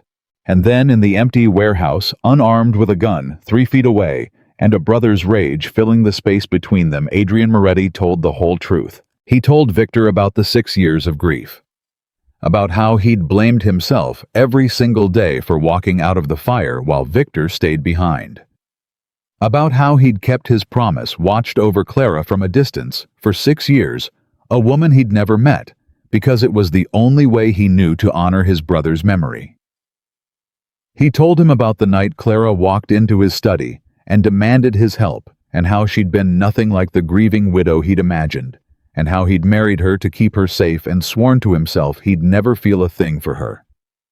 He told him about the medicine outside the door, and the coffee, and the slow, terrible way he'd fallen in love with her against everything he believed he owed to a dead man. And then Adrian told him the thing that broke it open. "She never loved you, Victor." Victor's face contorted. "Shut your mouth. Listen to me," Adrian said, and there was no cruelty in it, only a terrible tenderness. "You lied to me in that fire. You told me she loved you. You told me she was waiting. You made me swear to protect a woman who was going to marry you." He held Victor's furious eyes. "But she'd already ended it 3 days before. She told me. And I finally understood, Victor. I understood what you did." His voice cracked. "You knew I'd keep a promise to a heartbroken groom. You knew I'd move heaven and earth for a brother who'd lost the love of his life. So you gave me a version of the story that would make me protect her with everything I had.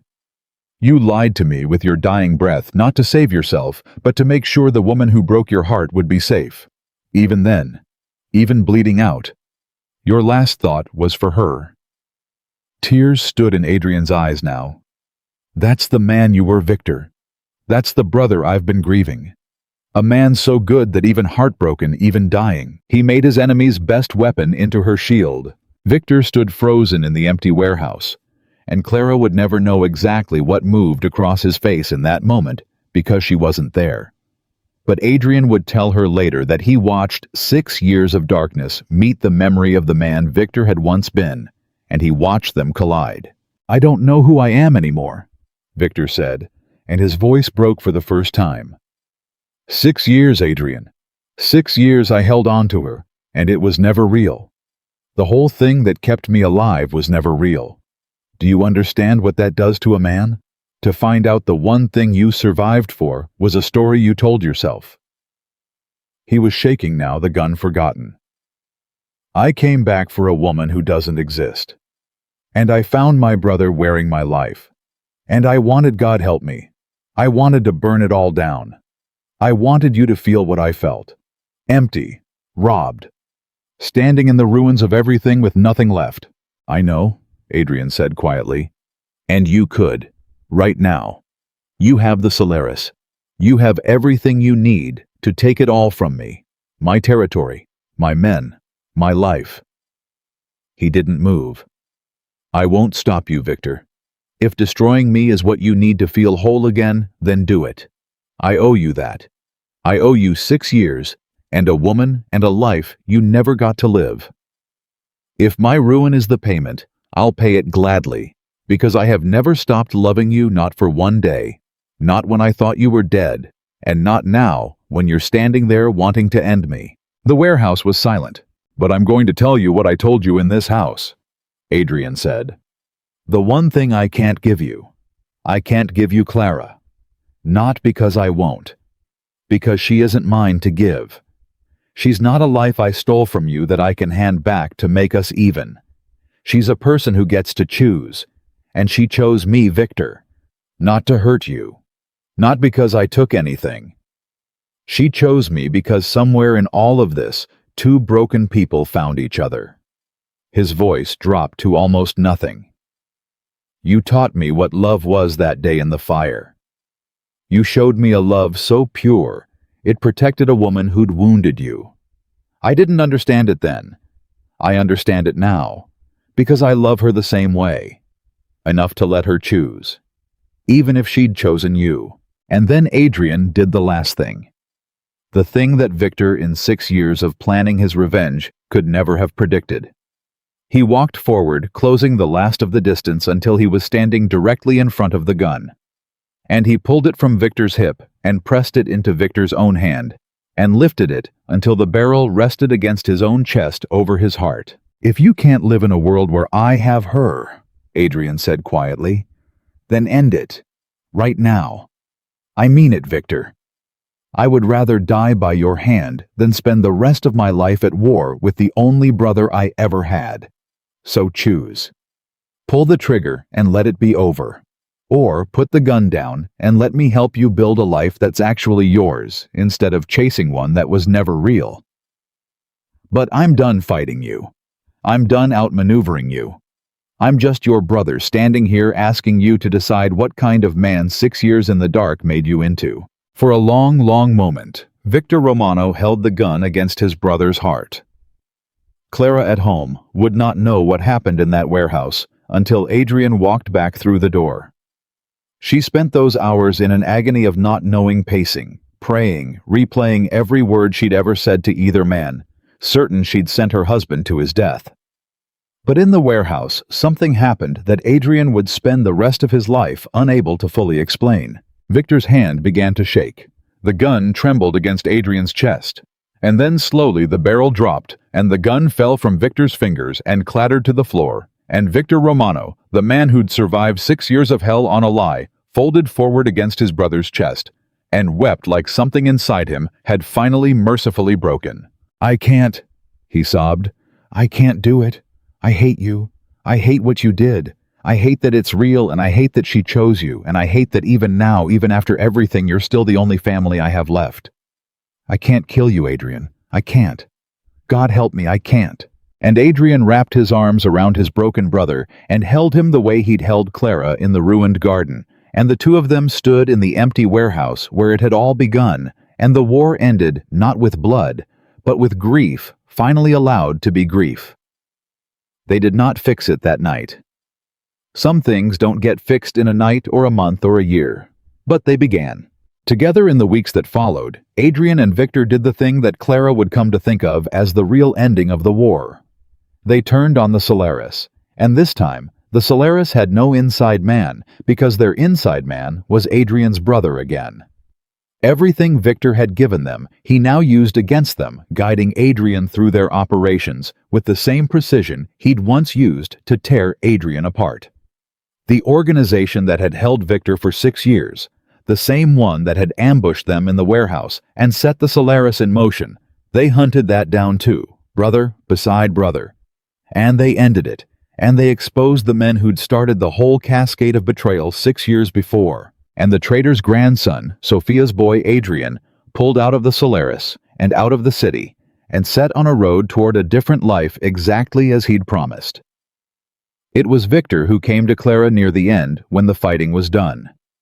He found her in the garden, the same garden where a man with a knife had once cornered her, and he stood a careful distance away, and for a while neither of them spoke. I owe you an apology, Victor finally said, for the things I said, for what I became.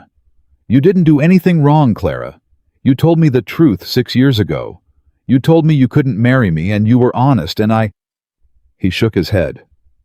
I turned your honesty into a fairy tale in the dark because I needed something to hold on to. That was never your fault. That was mine. You survived, Clara said gently. However you had to. There's no shame in that. I built a whole life around a woman who didn't exist. Victor gave a small, sad smile. The Clara I loved for 6 years was never real, and the real Clara, the one standing in front of me, chose my brother, and I think... He paused. I think if I'm honest, the real you and the real me might never have worked anyway. You were always too strong for the woman I wanted you to be. You'd have hated being someone's fairy tale. He looked at her, and for the first time since he'd come home, the gentleness she remembered was back in his eyes. "He's good for you, Adrian. He's better with you than he ever was without you. I can see it. And that's the part I finally understand. You didn't take anything from me. You gave him something I never could have. You gave him back his soul." Clara's eyes filled. "Victor, be happy," Victor said. "That's all I ever wanted, 6 years ago and now. I told you that once, 3 days before a wedding, and I meant it then, and I mean it now." He stepped back. "I'm going to go away for a while. Figure out who I am when I'm not surviving, when I'm not planning revenge, when I'm not loving a woman who was never mine to love." A real smile, now worn but genuine. "But I'm not disappearing this time. I'll write. I'll come back. Because he's my brother, and you're his wife, and that makes you family, and I've spent enough of my life losing the people I love."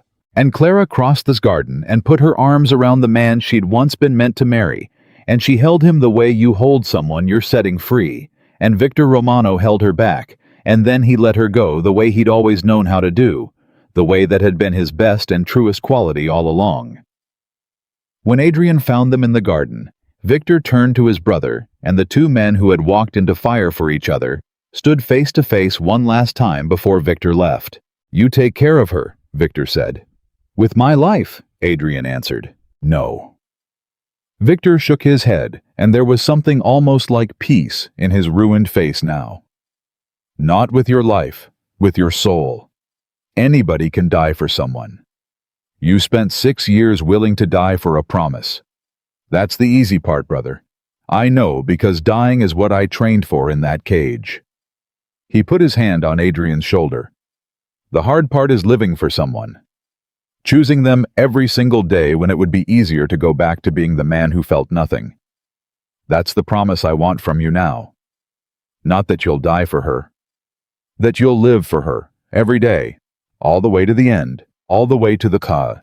Adrian pulled his brother into an embrace, and over Victor's shoulder, his eyes found Clara's, and she saw in them everything she'd fought for, everything they'd nearly lost, everything that was finally impossibly theirs.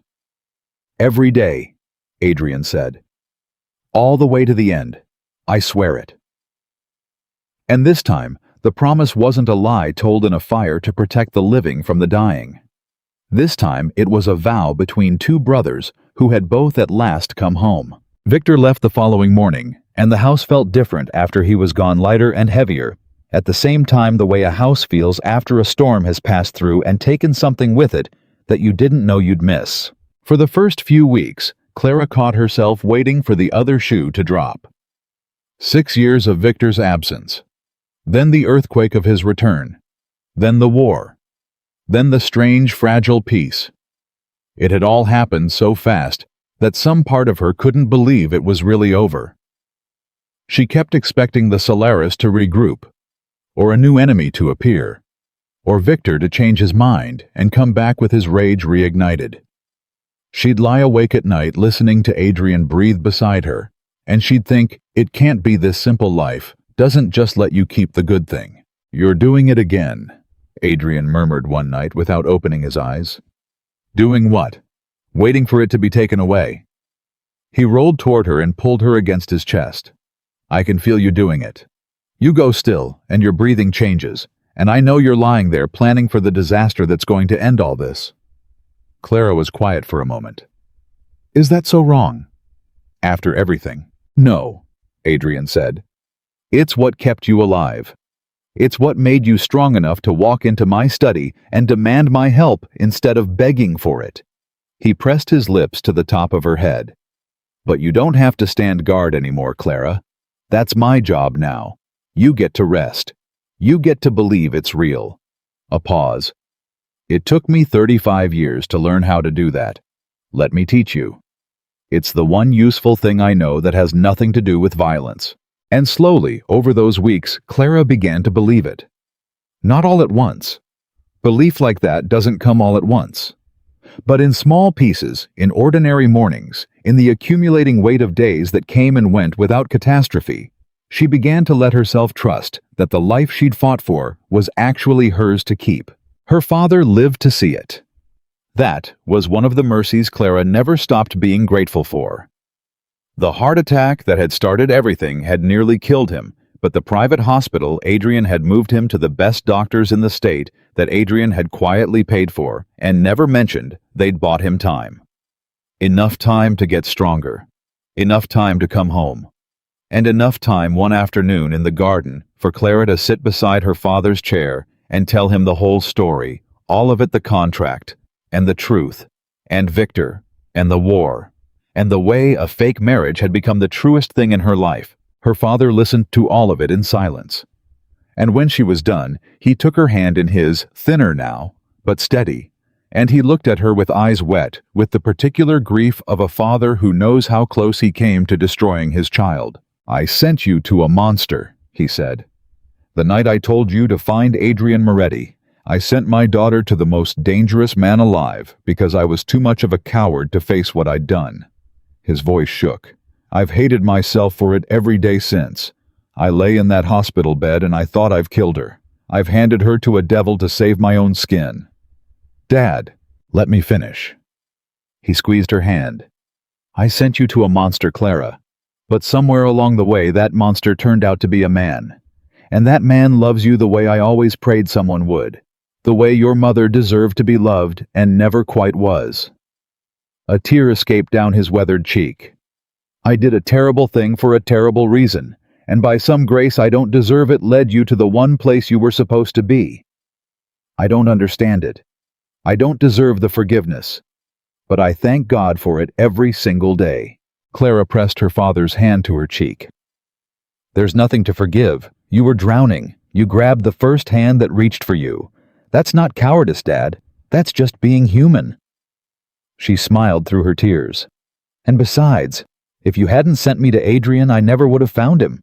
So in a way, the worst decision you ever made was also the best thing you ever did for me." Her father laughed a wet, broken, joyful sound, and he pulled his daughter into his arms, and across the garden, Adrian stood watching in the doorway, and Clara caught his eye over her father's shoulder, and no words passed between them because none were needed. Victor kept his promise. He wrote. The first letter came 6 weeks after he left from somewhere out west, and it was short and careful, a man testing whether the bridge would hold his weight. He wrote about the country he was driving through. He wrote about sleeping without walls around him for the first time in 6 years. About how strange it was to be able to open a door whenever he wanted, about how he sometimes still woke up in the night, reaching for bars that weren't there. He didn't write about Clara. He didn't write about the past. But at the bottom, in handwriting that had grown steadier since the shaking man who'd stood in their entryway, he wrote, "I'm learning who I am when I'm not surviving. It turns out there's more of me left than I thought. Tell my brother I said the coffee out here is terrible, and I miss the stuff he makes." Adrian read that letter standing in the kitchen, and Clara watched him read it, and she watched the thing that had been clenched tight in his chest since the warehouse finally loosen. He set the letter down on the counter and pressed his hand flat over it for a moment, and when he looked up, his eyes were wet. He signed it, "My brother," Adrian said quietly. "After everything. He still calls me his brother." "He always will," Clara said. "That's who he is. It's who he always was, under the 6 years of dark. You told me that yourself in the warehouse. The man who lied in the fire to protect the woman who wounded him. That kind of goodness doesn't die, Adrian. It just gets buried. And you dug it back out." The letters kept coming after that, roughly one a month. And slowly, over the seasons, they changed. They grew longer. They grew warmer. Victor started writing about the past carefully at first, and then more freely, remembering things from the 11 years before the fire. Funny things, good things, the life the two brothers had shared before it all came apart. He started asking questions about Clara, gentle ones, brotherly ones, how she was, whether Adrian was treating her right, whether she was happy. And once near the end of the first year, he wrote something that made Clara cry when Adrian read it aloud. "I've been thinking about what you said in the warehouse, about how she chose you. I used to think that was the thing I couldn't forgive. But I've had a lot of quiet miles to think, and I've realized something. She didn't choose you over me. She chose you over the man I might have been if 6 years hadn't broken me. And honestly, brother, so would I. The man who came home from that cage was not a man anyone should have to marry. You got the version of her that got to be strong and free and herself. I only ever wanted the fairy tale. She was always too real for that. Take care of the real her. She's better than any story I ever told myself in the dark. Adrian folded that letter and put it in a drawer where he kept the things that mattered, and he pulled Clara against him and held her for a long time without saying anything at all. The year passed, and with it passed the year of the original contract, the year that was supposed to end in a quiet divorce, and Clara walking away with her life and her freedom. Adrian brought it up first. She hadn't expected that. She'd been dreading the conversation, the acknowledgement that the deadline had come, half afraid that some part of Adrian still thought of their marriage as the arrangement it had begun as. But it was Adrian who raised it one evening, sitting across from her at the small table in the kitchen where he'd once slid her a cup of coffee, made exactly the way she liked it before she'd ever told him how. "Do you know what tomorrow is?" he asked. Clara's heart clenched.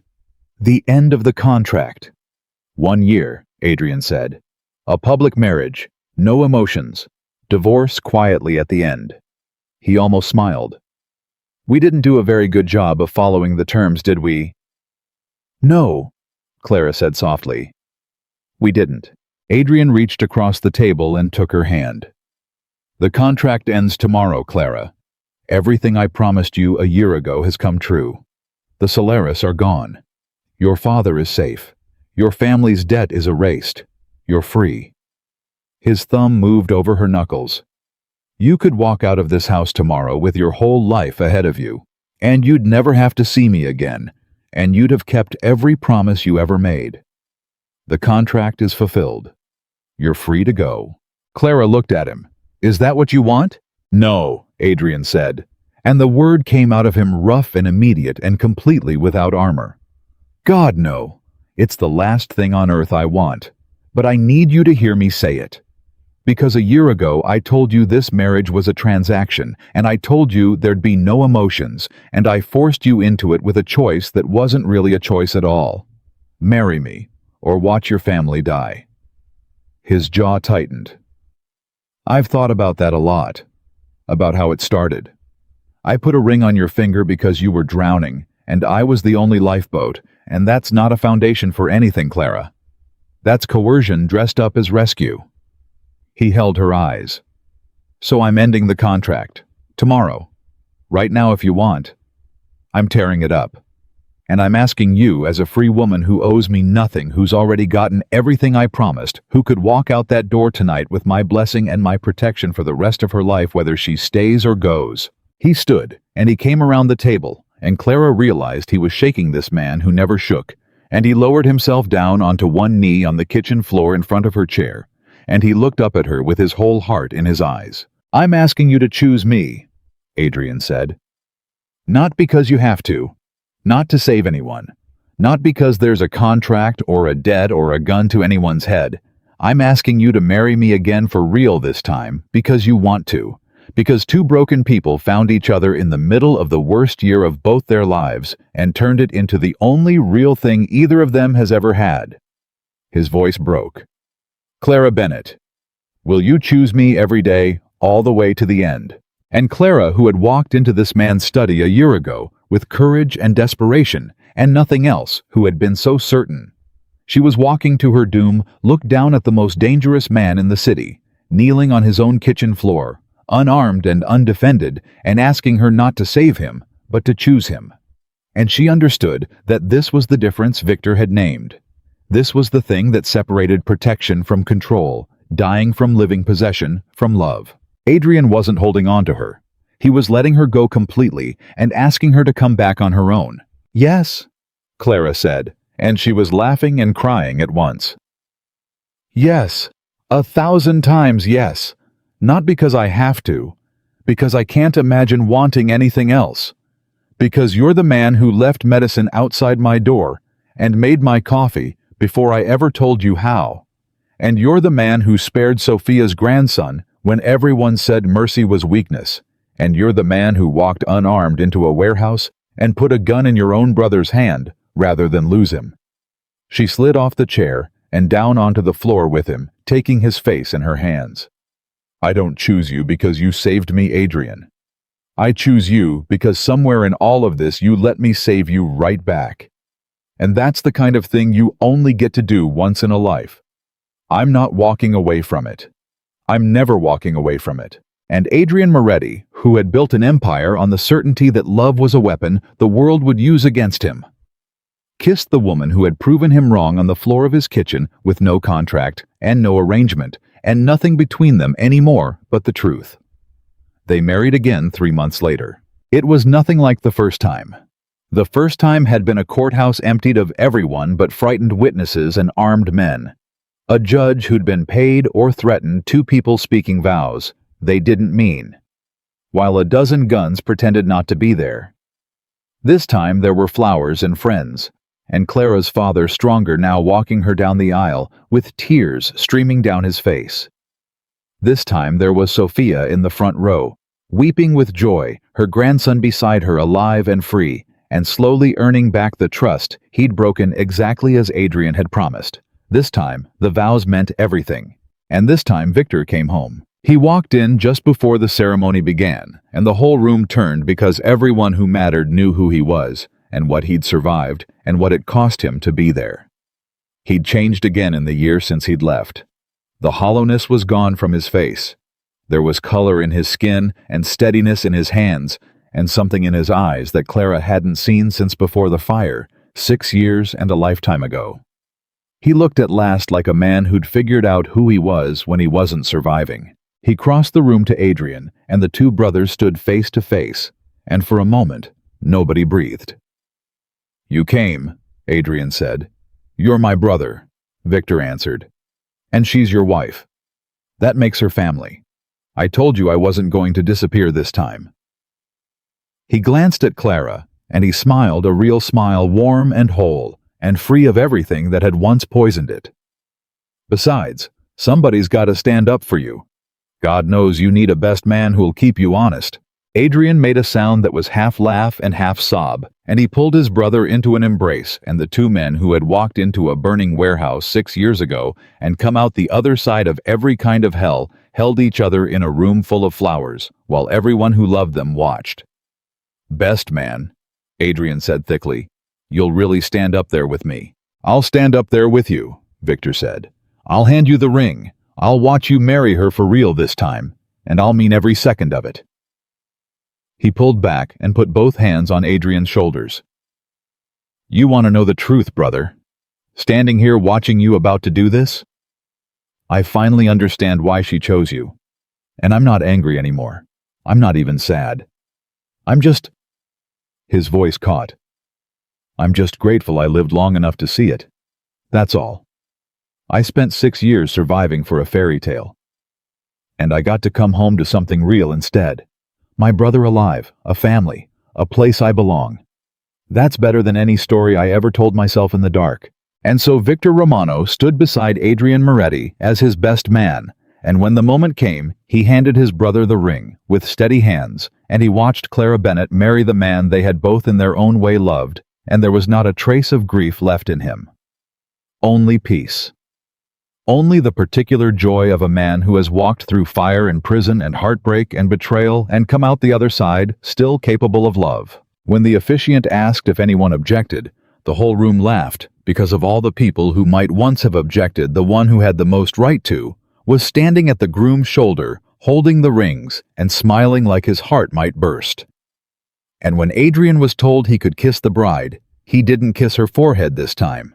He remembered the first wedding, the courthouse. The way he'd pressed his lips to her forehead, because a kiss on the mouth would have been a lie, because he'd decided that whatever else their marriage was, he wouldn't lie to her. He remembered her asking him why in the car afterward, and his answer, because a kiss on the lips, is a lie. And I've decided I won't lie to you. So now he took her face in both his hands, the way he'd taken it in the garden, the day he told her the truth about Victor.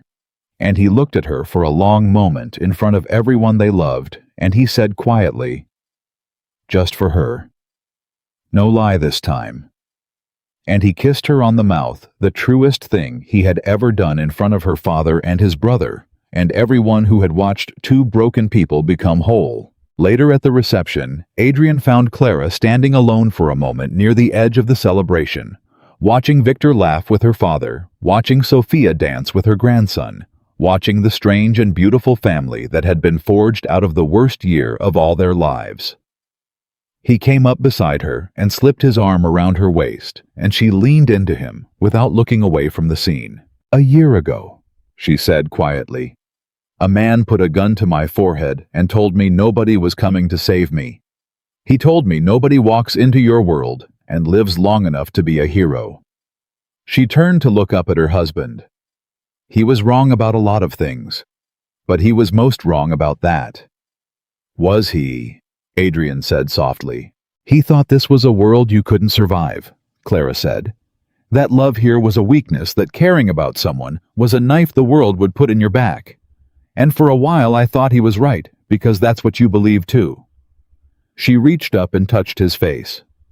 "But look what we made, Adrian. Out of contracts and debts and betrayals and 6 years of somebody else's grief. Look what all these broken people built together." Her eyes filled. "That man was wrong. Somebody did come to save me. It just turned out to be the monster everyone warned me about, and it turned out the monster needed saving too." Adrian pulled her against him and held her, and over the top of her head he watched his brother alive and whole and laughing. Watched the family they'd all somehow become, and he thought about the promise he'd made in a burning warehouse 6 years ago, and the different promise he'd made in an empty warehouse a year ago. And the truest promise of all, the one he'd made kneeling on his own kitchen floor. Every day. All the way to the end. He had spent his whole life believing that the thing you love most is the thing that will destroy you. Victor had thrown those exact words at him once in the entryway of this very house on the worst night of all their lives.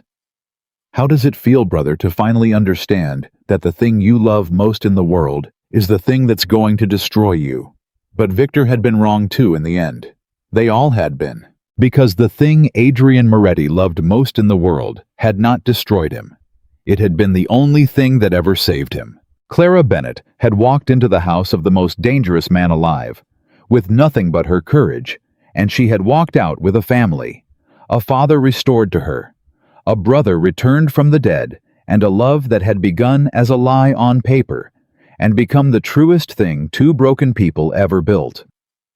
She had learned that protection was not the same as control, that the strongest love is the kind that lets you choose, and that sometimes the deepest homecoming is not being rescued, but being chosen every single day by someone who could have owned you and gave you your freedom instead. And Adrian, holding his wife in a room full of the people they had saved and been saved by, finally understood the last thing Victor had tried to teach him. Anyone can die for someone. That's the easy part. The hard part is living for them, choosing them every ordinary day, long after the fire has gone out and the war is over and there's nothing left to prove. He had spent 6 years willing to die for a promise. He would spend the rest of his life living for a choice. And that in the end was the difference between the monster he had been and the man he had become. That was the whole distance a person could travel if the right woman walked into the right study on the right desperate night and refused, absolutely refused to be afraid. The fake marriage that was never supposed to happen became the only real home either of them ever knew. And no gun, no contract, no ghost from the past, no 6 years of darkness, and no monster wearing a man's face could ever take that away from them again. Some love stories begin perfectly. Theirs began at gunpoint in a house built on fear between two people who were only supposed to pretend. And it became against every odd and every enemy and every lie ever told in a fire, the realest thing that either of them would ever know for as long as they both lived. That is where their story ends. Not with a rescue, with a choice. Made freely, made fully, made every single day, all the way to the end.